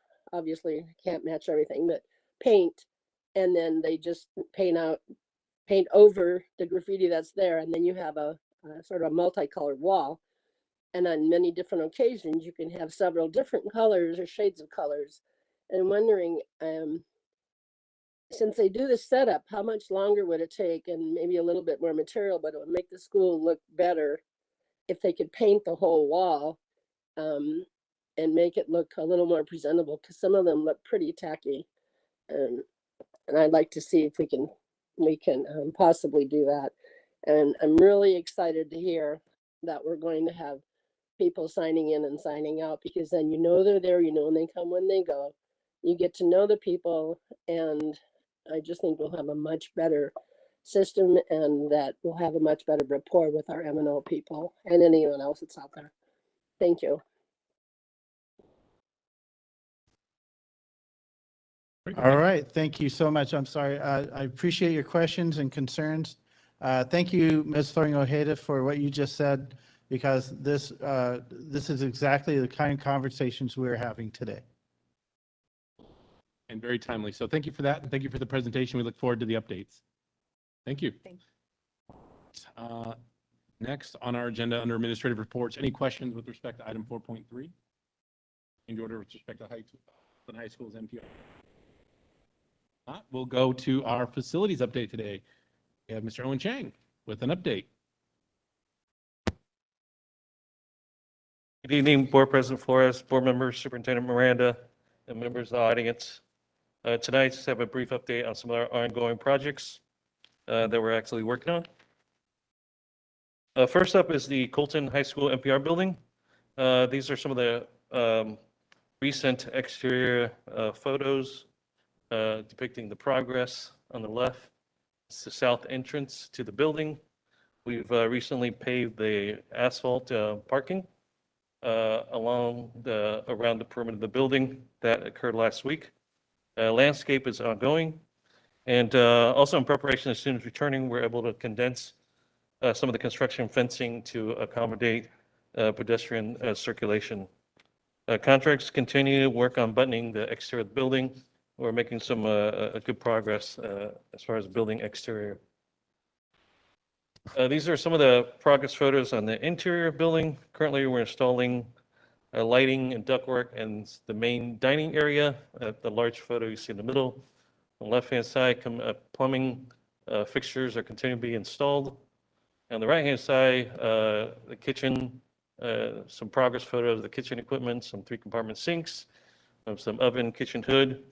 We're looking at finishing the kitchen equipment in about 2 weeks. We had a positive preliminary inspection. Typically, we get 3 inspections for the health department. We had a preliminary inspection last week and went pretty well. And we have another scheduled in about 2 weeks. Then we're going to have a final one to have sign off. Currently, we're looking at about 4 to 6 weeks out before turning over the facility to the nutrition service and the site. Next project update is the Bloomington High School parking expansion. We recently opened the bid, and we are scheduled to commence construction in about a week and a half, starting August 16th, looking at approximately about 120 days of construction duration, broken up the 2 phases. Phase 1, upper portion of the site. That's where the majority of work is going to occur.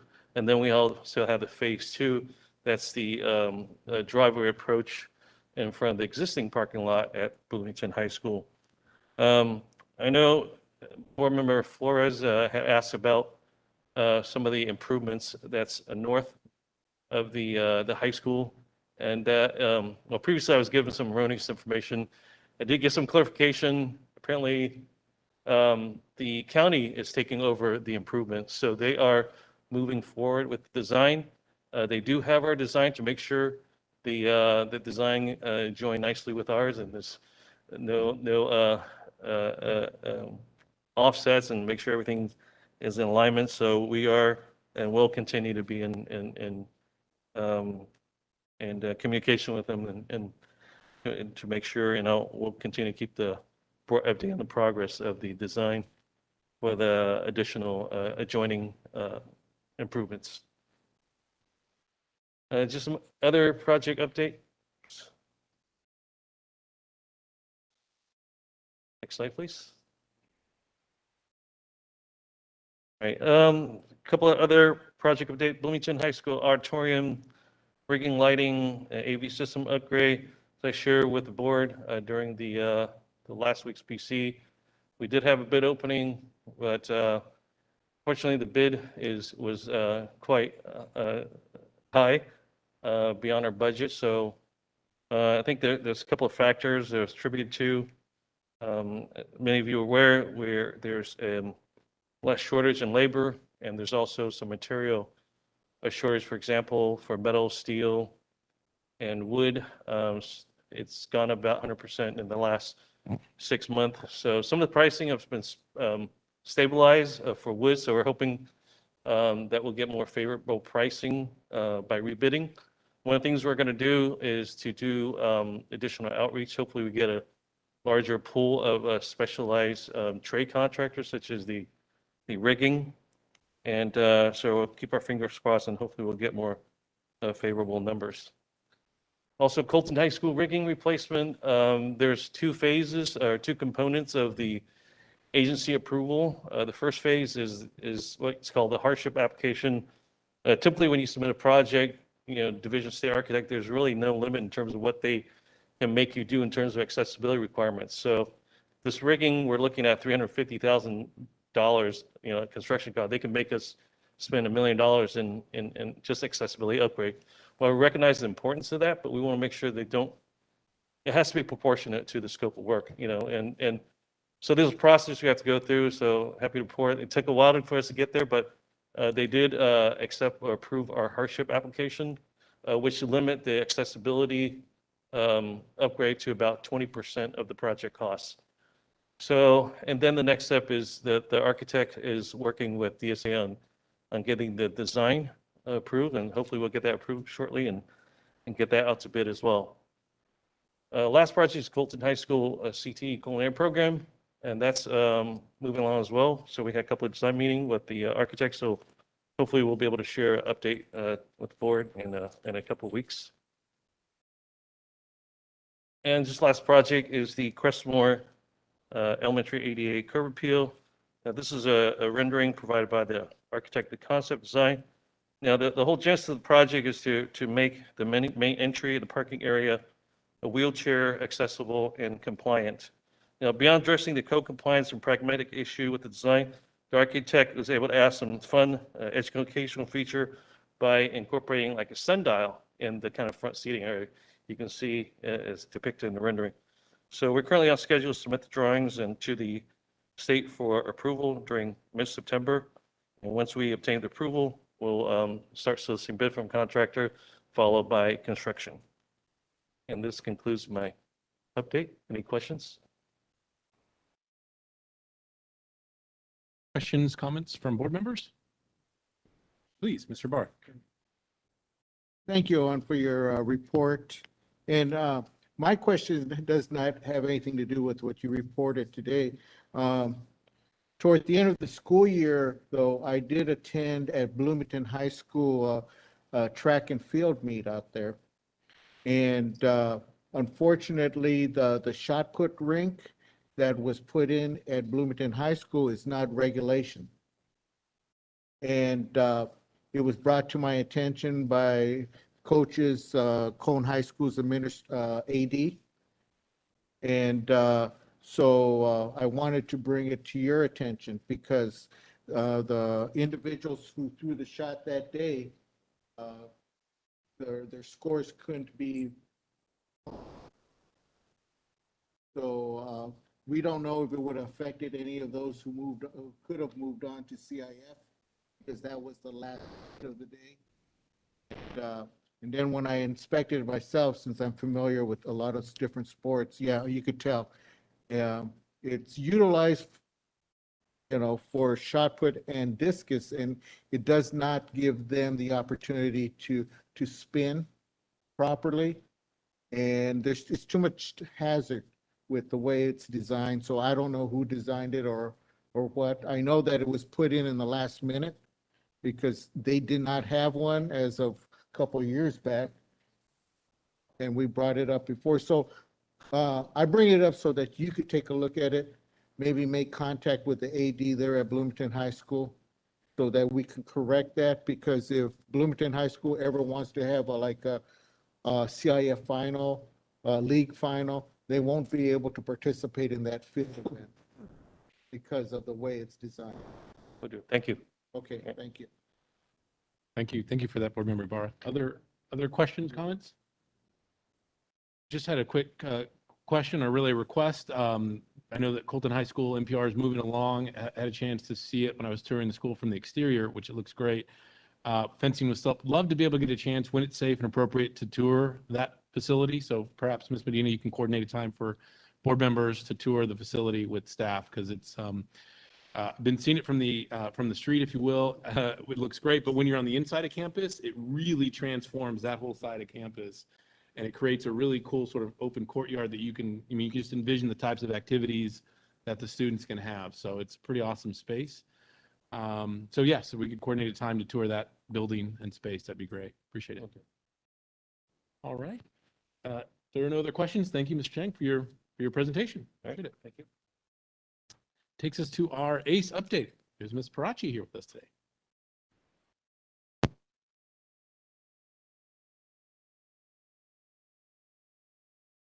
Hello, esteemed board members, Mr. Johnson, the interim superintendent, cabinet members, and members of the audience. My name is Christina Parachi, and I have the privilege to serve as the president of the Association of Colton Educators.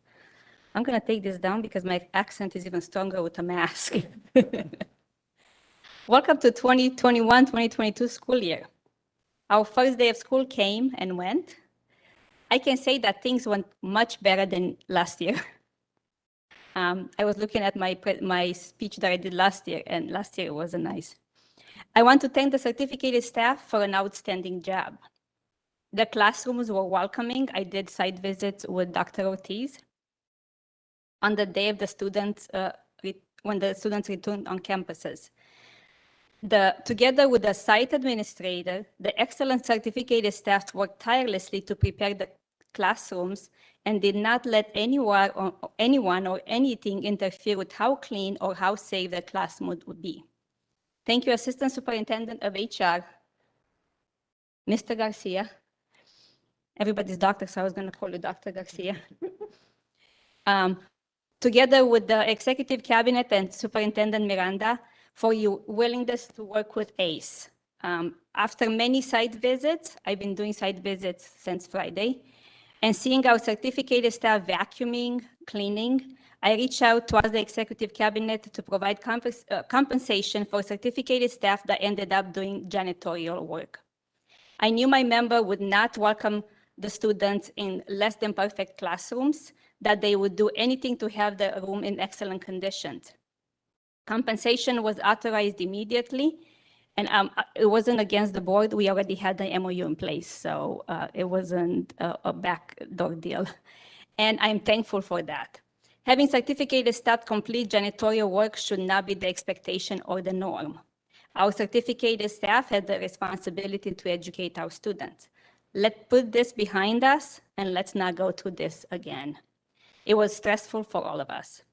In the last few days, the temperatures outside have been over 100 degrees. As you all probably heard, many school sites have issues with AC in multiple rooms. I have been working with the Executive Cabinet to prioritize this issue this week and over the weekend. In normal conditions, teaching in a room at temperature over 80 degrees would be considered a health hazard, even more so in this pandemic. The district did a good job keeping everyone healthy last year, and I will encourage you to keep doing that. I am happy to see that the Executive Cabinet has a plan of action. I was pleasantly surprised when all staff received an email acknowledging the issue and explaining that this is a priority for the administration to solve ASAP. The district and the state, for that matter, are experiencing a shortage of substitute teachers and other certificated staff. Again, ACE members are all hands on deck, and I think that was the term that Mr. Garcia and myself came up with. And many TOAs are assigned to classrooms with until subs are hired or new teachers. We don't mind jumping in and working collaboratively if we know that a solution to the problem exists and we are not just given excuses. It seemed like this year we're not getting excuses, we're getting solutions, and I'm really happy to see that. I'm glad to see that the subs openings are continuous and the hiring process will be a little bit faster. Although some things are frustrating and not having AC in 100+ degree weather is a significant issue, our staff has been positive and happy to be back together with their students. ACE is patiently waiting to have the AC issues, cleanliness, and subs solved so we can focus on other things. Board members, thank you for all your support and for your willingness to listen and solve problems. Executive Cabinet and District Office staff, thank you for working fast to find solutions to problems and not just giving us excuses. Certificated staff, you rock. And once again, you came through. You did everything in your power to welcome our students back to school. Stay safe, and let's get some cold AC in the hot classrooms across the district. I do want to close with making a suggestion. Our staff area is listening to the board presentations a little bit more than when we did in person, now that it's on YouTube.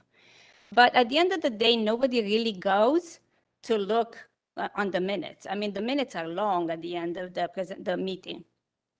I would make a suggestion if at the end of a board meeting, if something could be posted like highlights. The board approved board policy, or the board assigned, or some of those presentation, like the presentation about Promethean, had some really good information and really good links. So this is just a suggestion. That would be helpful because then everybody is informed of what's going on at the board and it's not really a secret, because really, who's going to go and read the minutes? I don't even read the minutes, so thank you very much. Thank you, Mrs. Prati, for that and for the suggestion. Bad for keeping my thermostat 80 degrees at home now, so I'm that guy. CSEA, do we have a member from CSEA representative? I believe so. All right, MAC update. No MAC update. On ROP update, turn it over to board members Ibarra and Haro. We did have a CRIROP meeting yesterday, and along with their usual enthusiasm and motivation to get the school year started, here are some of the highlights here at Cone Joint Unified School District. At Bloomington High School, we did have 2 students over the summer enter a pathway, the Redlands Emergency Service Academy, and graduate from there. And it was a highlight because it was an academy that was open to all the high schools in Redlands, Yucaipa, Colton. And we did have 2, a male and female. I have the first names, Hector and Yasika were the 2 individuals. And at Cone High School, they did wrap up their graphic communications class during the summer. And the individual who teaches there, Mr. Wurst, was really happy to see that the students come back, as we all are, and very excited to have all these students participate during the summer as they did, and do actually very, very well. Anything you want to add to that? I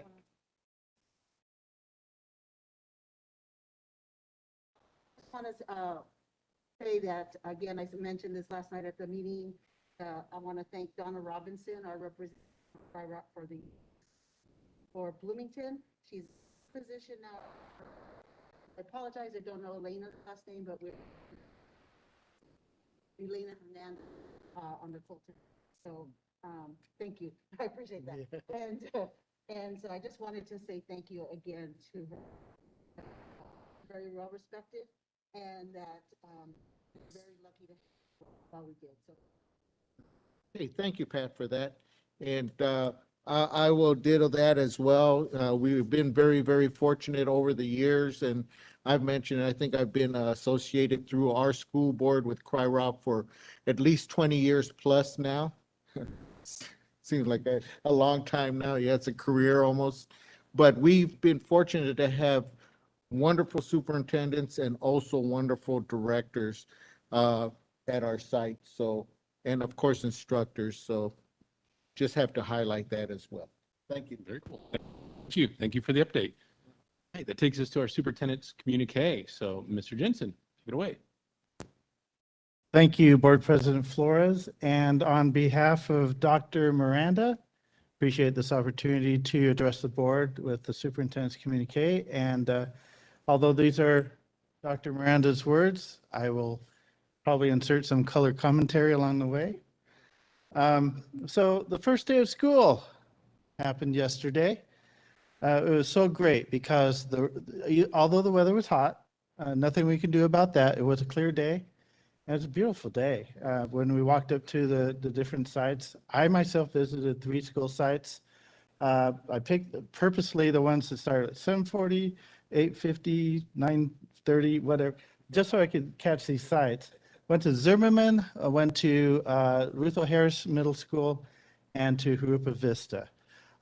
These were sites that we were particularly interested in throughout the past month or so as we were preparing sites for the first day of school. I really wanted to see firsthand how we did. And I was pleased to report that in all the rooms that I had visited, the campuses were clean, well swept. There were some leaves, but can't help those trees that keep dropping leaves whenever wind blows, but that's okay. Everything else looked great. We saw the dust shields were up. That was a promise we made to our parents that we'd have dust shields up, and for those classrooms that didn't quite make it, we will do our best to have those up by the end of this week. We even saw that a lot of excitement in the air. We saw that students and staff were both excited to be on campus.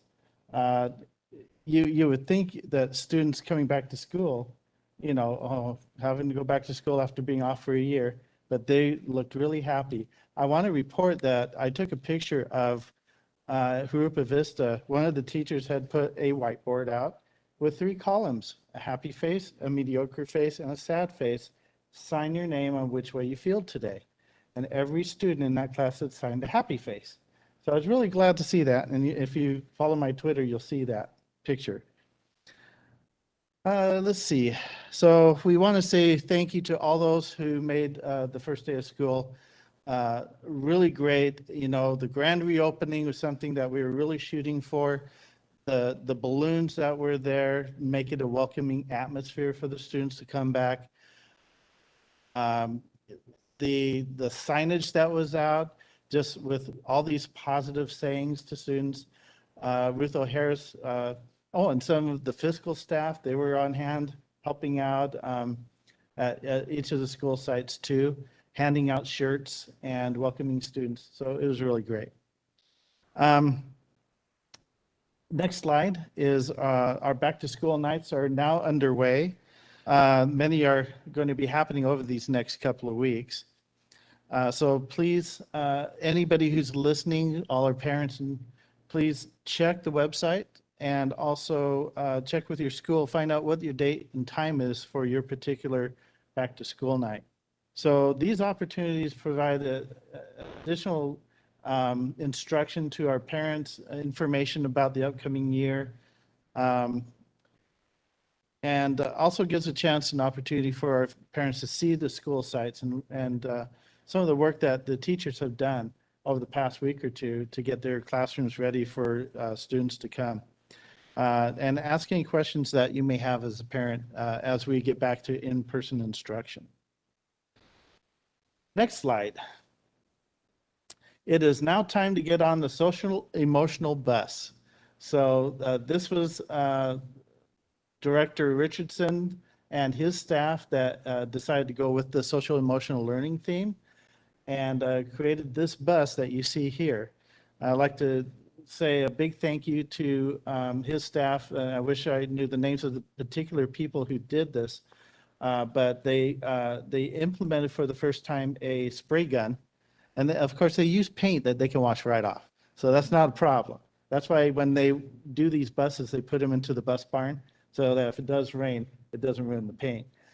So they did this rather quickly. So they didn't spend all week doing this. They did this pretty quick. So this bus is traveling to all the school sites.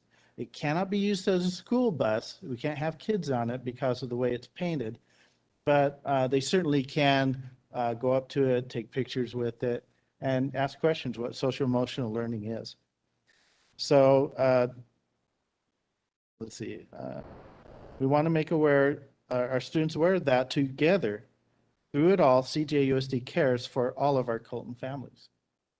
And again, thank you to Director Richardson, his staff for this fabulous bus. And then in November, get ready for the I don't want to call it the bully bus, the anti-bullying bus, but he has another word for it.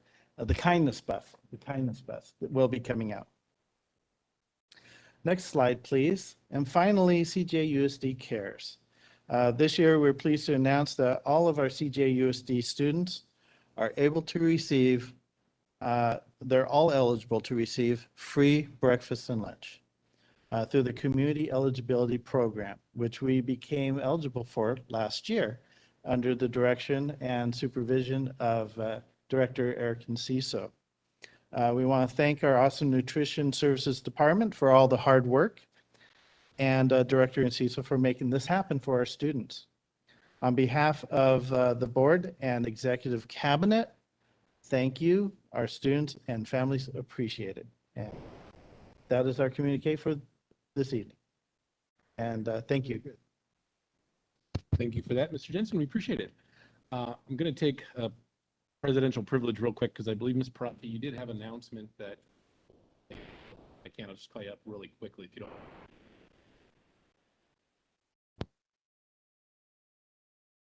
I just wanted to mention with sadness in our heart, on June 27, 2021, a teacher from Colton High School, Carla Garcia, passed away.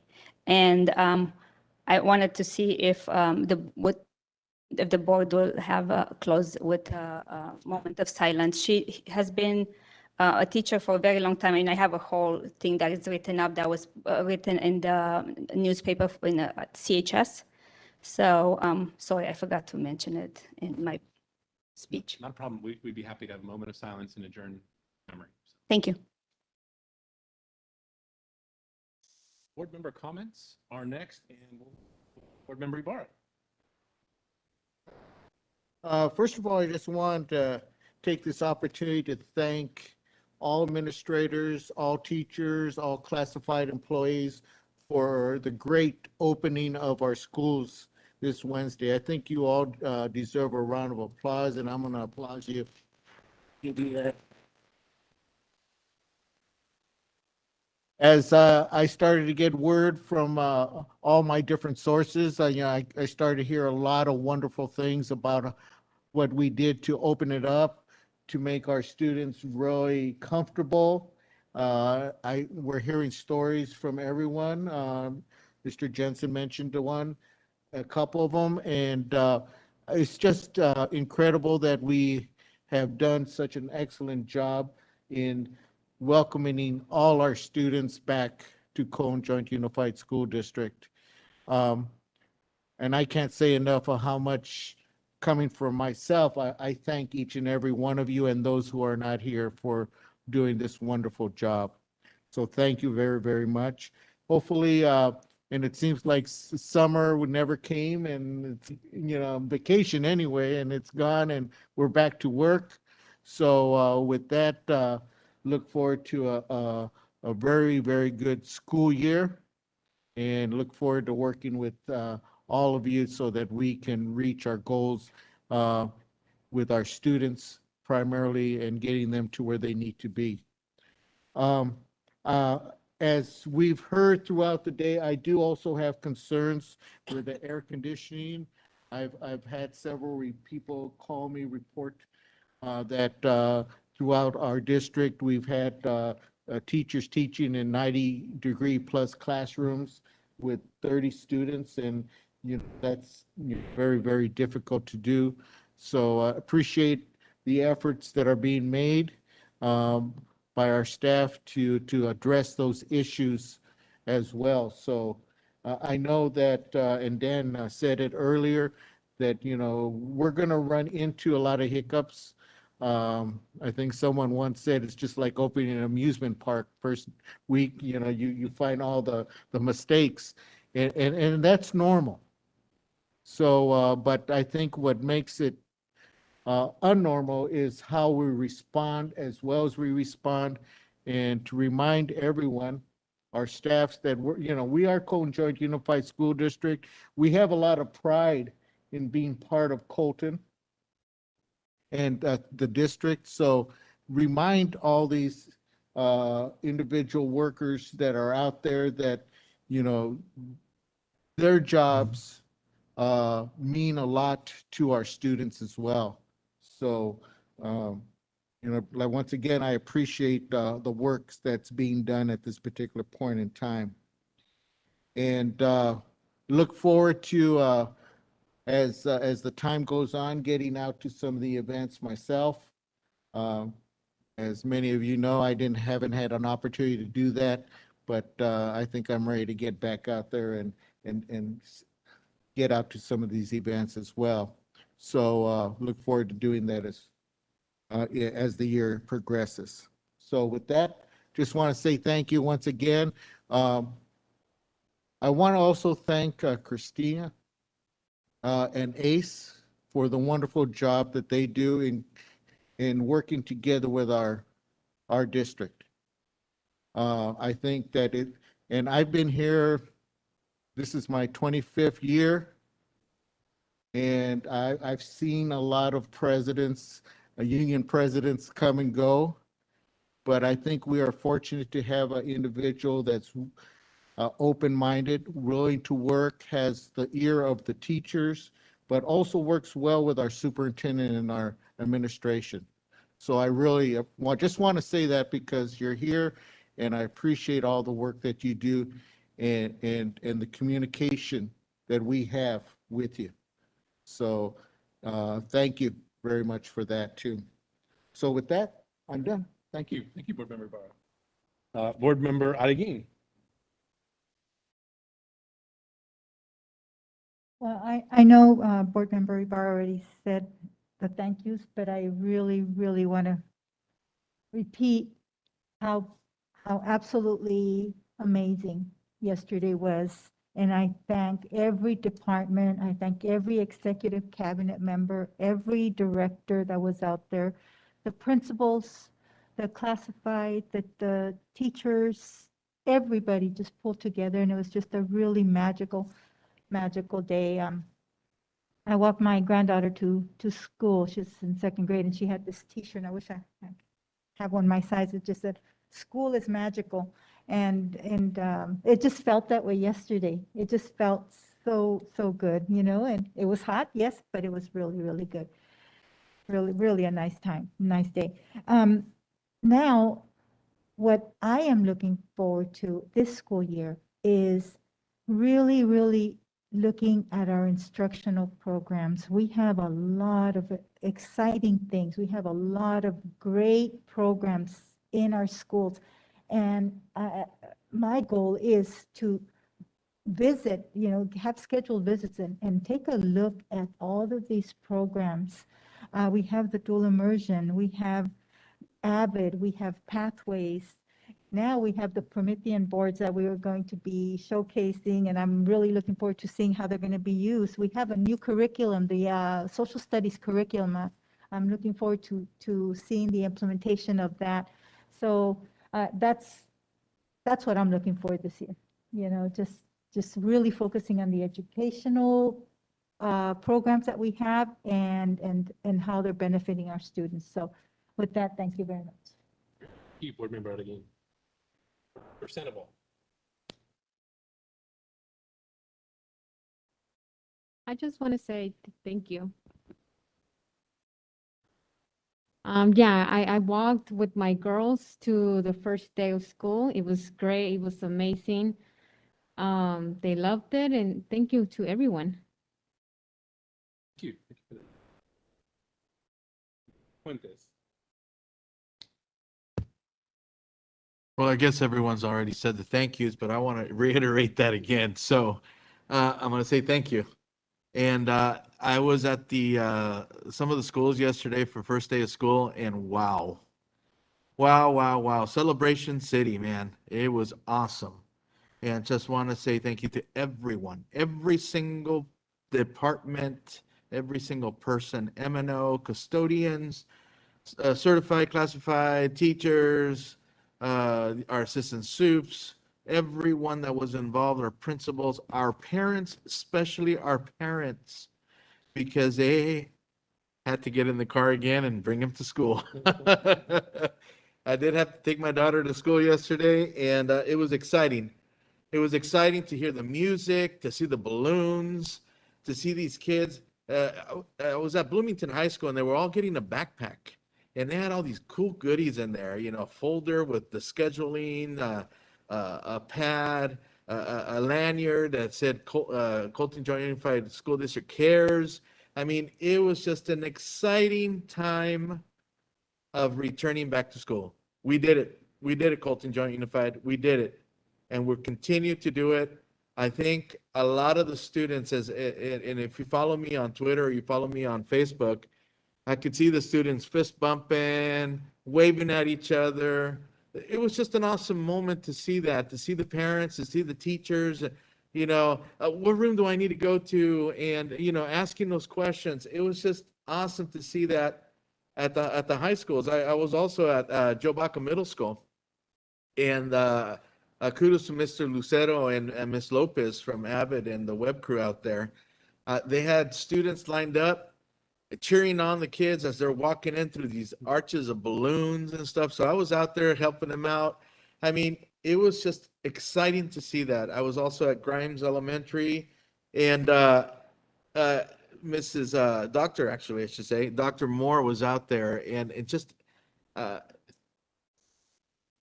welcoming the parents and the parents. Some of the parents didn't know they could actually walk their kid to their classroom, so she went ahead and let them do that.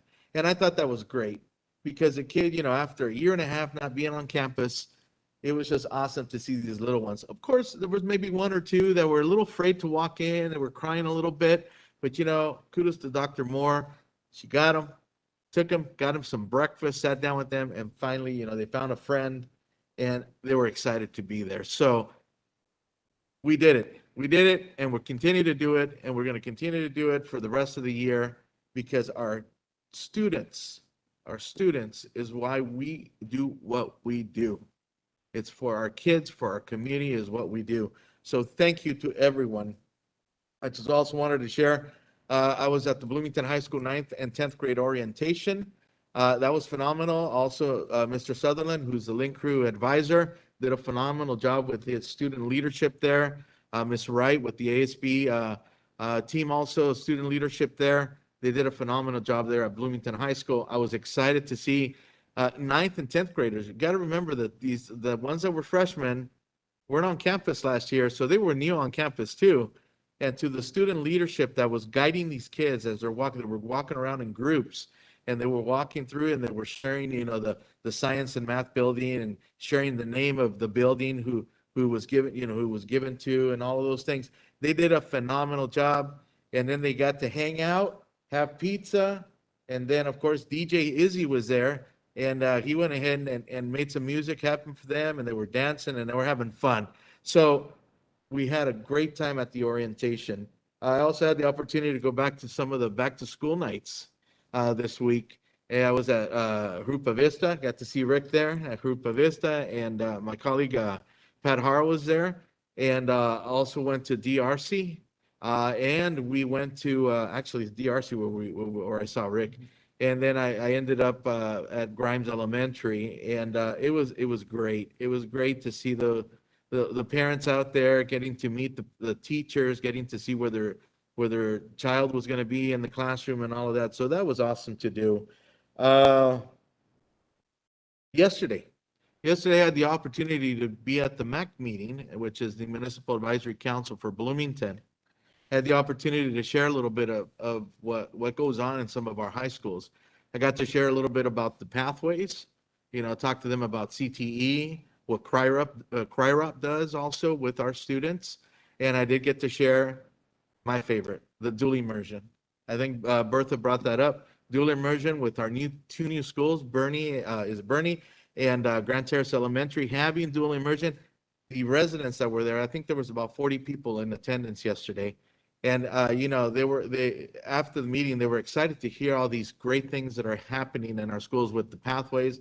I shared with them that there was COPS pathway, there was a nursing pathway, there's Ironworks over at Colton High School. And I also shared with them that soon we're going to have a culinary building where it's going to be state-of-the-art culinary for these kids to be able to learn how to cook and to make that a profession. So a lot of the residents that were there yesterday were very excited to see that, see what was going on there. Of course, I had some parents ask me about the AC again, so we'll come back to the AC. But something, I want to let you know, they did find the problem to it.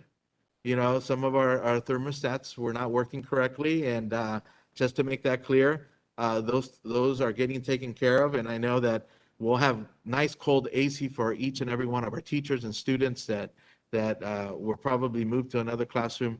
But, we're excited that they did find the problem to that, and that is taken care of.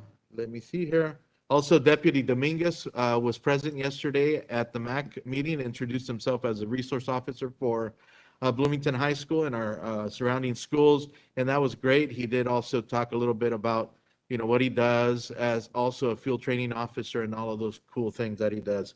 And finally, I wanted to say thank you to PPS. I was out here with the PPS team on, I forgot what day it was, but I was out here with them for breakfast. I want to thank Rob for his leadership and what he does in that department. It was great to meet everyone. I wasn't able to meet all of them, but the certain group, and I was able to share a little bit. And then also want to thank Paul Rosso, who was our panda that day. He actually dressed up as a panda and was our DJ. So he made things fun. So thank you once again. Have a great week. Have a great weekend, and we'll see you at the next meeting, and I'll see you on the site. God bless you. Board member. Do we have Board Member Thorian Ojeda on the line? Yes, I'm here. First of all, I share all of the comments that have been made by my colleagues regarding all of our staff members who've returned from summer vacation. Thank you for what you've done to get our schools ready. I know there was some of it was kind of rocky, but we're working on it. It's great to have our kids back in person, and I know they're really excited. I want to extend a welcome to all of our, not only staff, but parents and students as well. I know we're all looking forward to a great year ahead. I imagine it will have some of its challenges with the pandemic not gone yet, but we will work through that as well. I want to thank the executive cabinet for their response regarding the Williams information, adding the non-Williams schools to the reports that will be given. We want all of our schools. I know everyone wants all of our schools to be ready and prepared each and every day. And annually, I think if we kept those reports, including them, we can guarantee that will happen. When we talked about customer service, I'm really happy to hear that people will be signing in and letting us know what they'll be doing when they come to the schools. It's an important part of our safety plan, as I mentioned before. I also would like to suggest that executive cabinet consider at the end of the year, well, not the very end, there's so much to do, but towards the end of the year, sending out a survey to all schools and departments, asking for feedback, specific feedback on their interactions or experiences with individual sites and department to enhance the communication, because technically there's customer service involved in that as well. And to let us to provide that information so that we once again can improve the services that we provide to our sites and our families within our community. I think that would be very helpful for them to know where we could still improve and some situations that we may not have been aware of that can help make things go smoother, so we can all be together in a much more well-functioning community. So welcome everybody. I'm looking forward to a good year, and I hope to eventually get up back with everyone at our meetings. Thank you. Board Member Haro.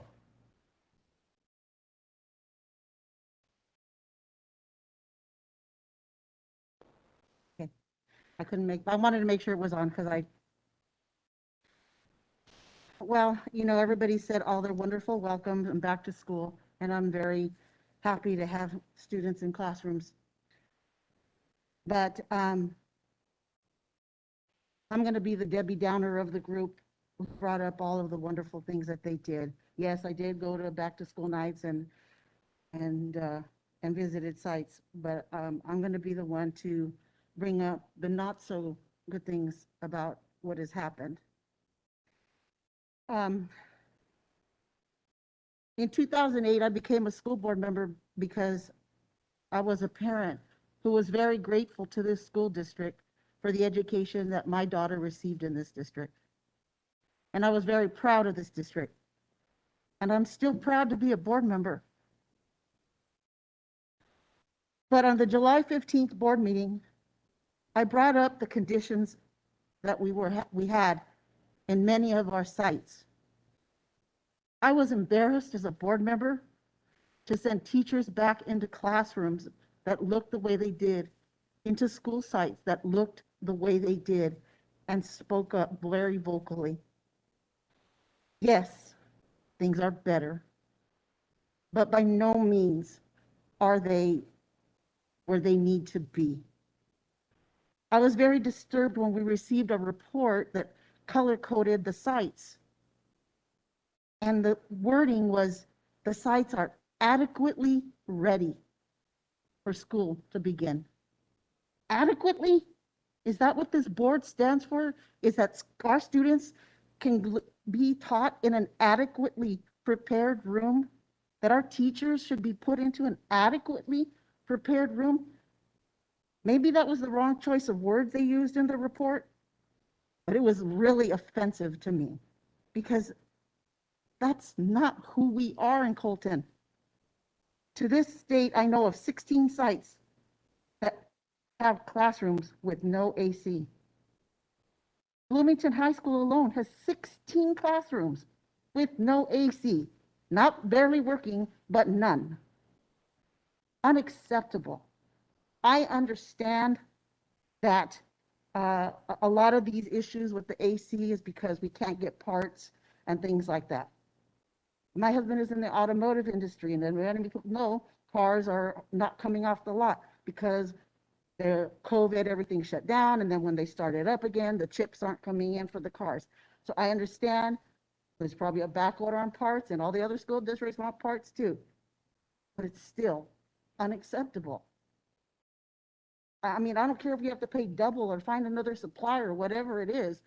That's unacceptable to put our teachers and our students in there like that. There are still spiders at classrooms. In fact, I know for a fact today 3 teachers got bit by spiders at a certain site. We have playground equipment, and I understand that this is at Crestmore, that is had yellow caution tape around it since 2019. 2019. We're in 2021. How long does it take to get apart? How long does it take to fix? That's the main piece of equipment that these kids use to play on the playground. And it's had caution tape since 2019. That is unacceptable to me as a board member. And I would think my fellow board members would agree. I do understand that it is going to be taken care of October or November of this year. So I appreciate that, Director Chang, but I still wanted to bring up the fact that a work order went in September of 2019. And granted, we did have COVID, I understand, but we could have ordered the parts to have it here so that then when people came back to work, it could be fixed or whatever. I mean, that part wasn't, and we could have been on that list waiting for those parts. So to me, again, unacceptable. Roaches at an elementary school. Still there.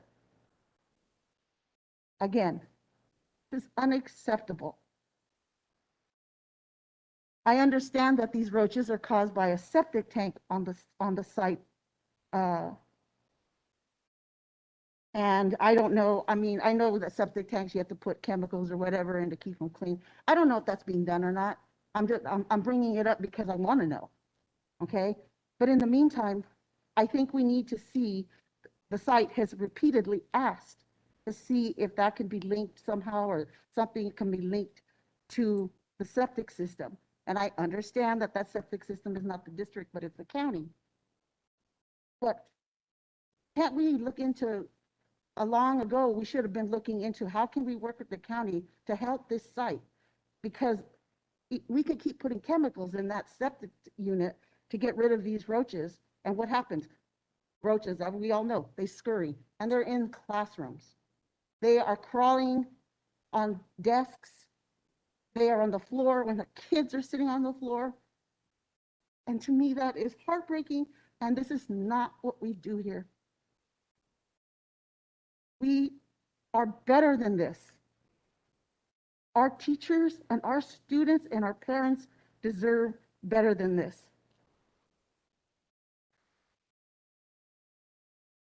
The last thing is that I've been told that some sites have gotten, I guess, a better facelift than others. And the sites are being told, well, your site is just old and there's only so much we can do. Again, unacceptable. My home will be 30 years this year old. I bought it brand new and it was beautiful when it was brand new. Oh Lord, now it needs some work. It needs a paint job, it needs new carpeting, it needs new things. It's what we do. We repair, we fix, we paint. We do everything to make an old site look just as good as a new site. We take the same exact care in an old site that we do a new site. We don't give up on it because our students deserve it. Our teachers deserve it.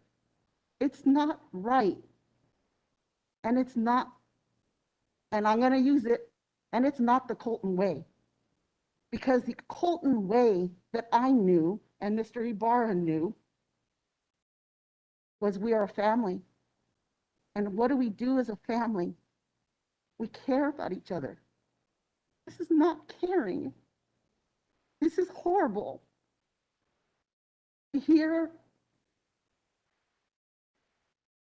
it makes me sad.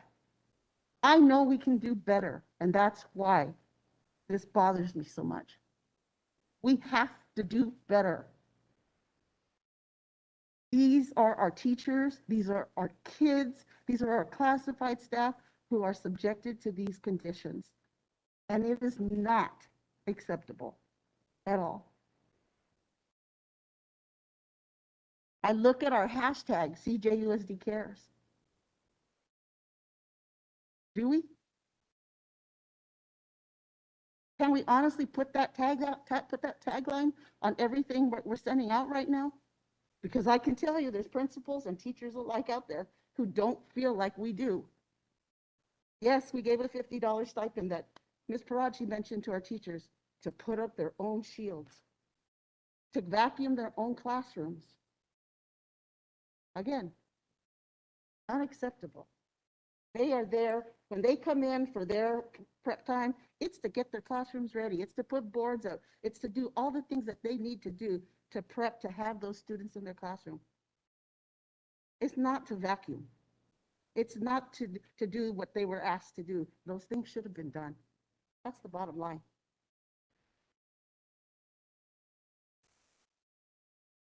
Again, I'm sorry to be, where everyone here tonight was saying how wonderful back to school night was.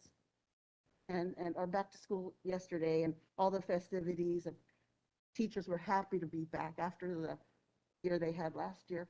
And students were back. And yes, parents were very happy to have their kids back. And so that was wonderful. This is not wonderful. These are not the conditions our students should have to come back to, and nor they were not the conditions our team. Every board meeting I end my board member comments. And again, I apologize for them not being those normal board member comments that I like to give about positivity and thanking everybody for all the great job they did. Because again, after what I saw on visits to sites, I can't say thank you to everybody because not everybody did a good job. My heart broke. I talked to Dr. Miranda one night for an hour and a half on the phone. The whole conversation, I was in tears. The whole hour and a half. sending him pictures of roaches, of things that were unacceptable. I haven't been able to sleep because I've been so worried about our teachers and our kids going back to school in the conditions that I saw. And like I said, Rick, I understand that some of these conditions have been fixed, but not all, and especially not the ones I mentioned. So that's why I brought those up. I end every board meeting normally with a motivational quote. My quote this evening was perfect for what I talked about. Don't talk, just act. Don't say, just show. Don't promise, just prove. Thank you. Thank you, Board Member Haro. And I'll be brief tonight. I just want to thank, I do want to thank everyone that worked hard to help get our school ready for an unprecedented open. Challenges, yes, but opportunities as well. And I'll just share a personal note. With our little one being in first grade, it was the first opportunity we had as parents to walk them, all three of our kids, to school, to the same school. It was so special that grandma decided she wanted to come along, and so did the godmother. So Nina was there too. So there we were, our little pack, walking the kids to school on their first day of all of them going to the same school. And it was exciting, a little nerve-wracking, because yes, obviously we're still, as parents, can't help but be nervous about their safety, and COVID is still a thing. But overall, it was a wonderful feeling to see our children embark on that adventure together, and to be with other kids, and to be with their teachers, and to be kids, because they really didn't get to be kids for the larger part of this past year. So consider that a blessing, and I'm grateful to be part of this district, and not just the board, but obviously a parent. And all of us are connected to this district personally, whether we had our kids or grandkids, and still have family that are very active and are in our schools. That means a great deal. So thank you for that. And with that, we will adjourn in. Oh, yeah, please. Yeah, right. Absolutely. Thank you, Dan. What Pat just talked about is something of concern. And I think that we as a board, if you don't mind, Pat, if you haven't done this already, share that list with Dr. Miranda or Mr. Jensen, because I'd like to see these issues resolved. Definitely, what you've mentioned, and I just don't want to go into it, prolong it, but it's major concerns to all of us. I didn't like hearing it. And, I appreciate that you get the opportunity to get out and visit a lot more. But Rick, if you can get that information, and as you resolve these, please inform through correspondence with the board, if you would. If everybody's in agreement with that, I don't want to speak for everybody, so that we could get these issues taken care of. And, even with that one septic tank that you were talking about, if there's a way we could meet with the county or somehow fix that, because that's also something we really should address. And I know that there's a lot on your plate, but this is also very important too. This is all part of preparing and making sure our classrooms are ready for our students. So thank you, Dan, for giving me the time.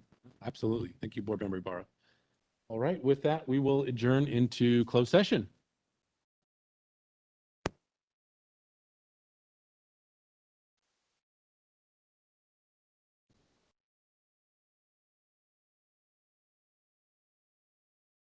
For our RISE interpreters, thank you for your service this evening. Have a great evening.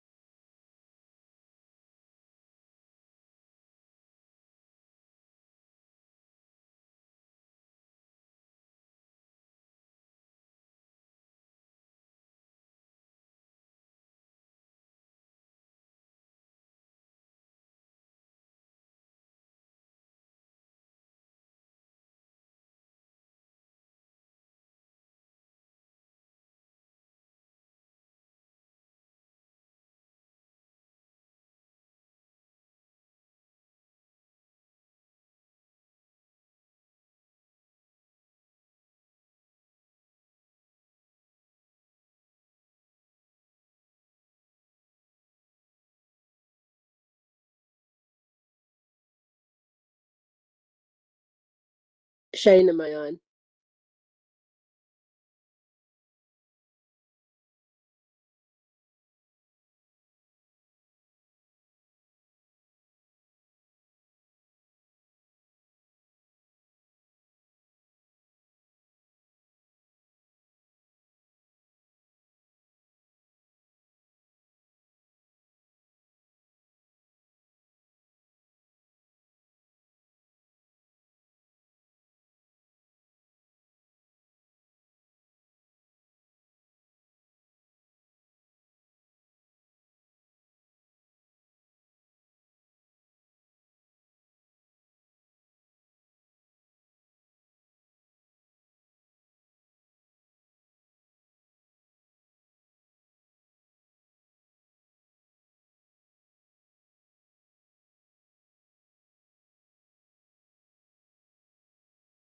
Mrs. Thornhill Ojeda, are you able to hear me?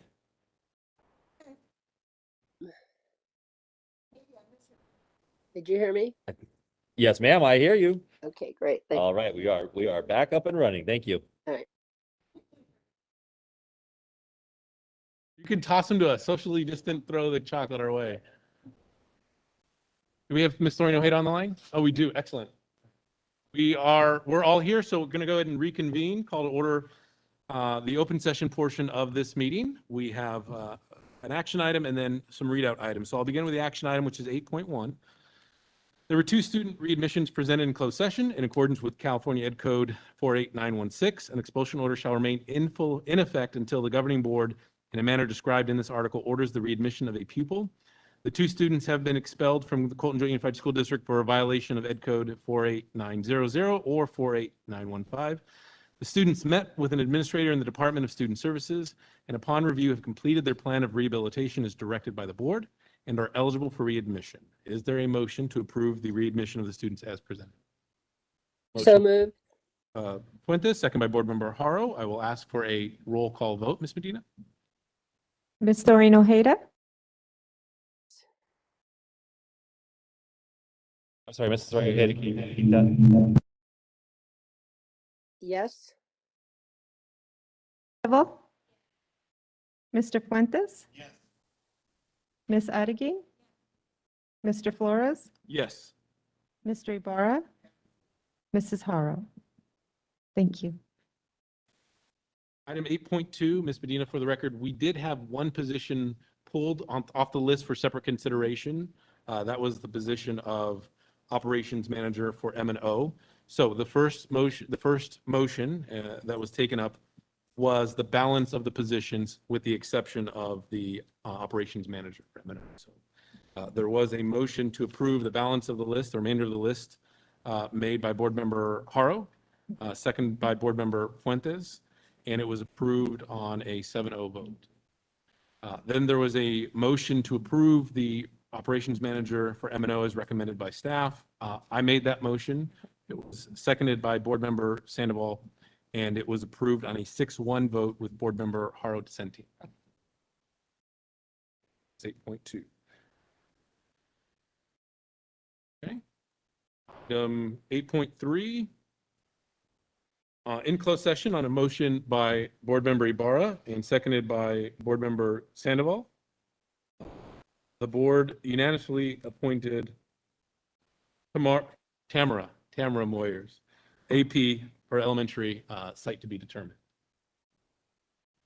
That was 7-0. And then 8.4,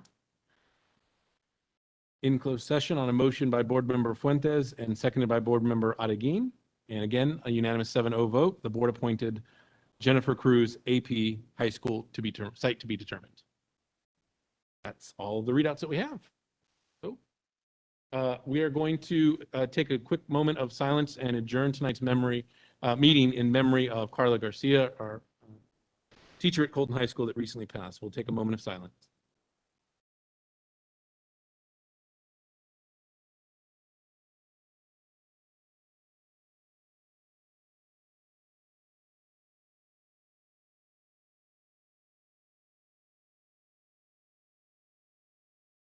Thank you for that.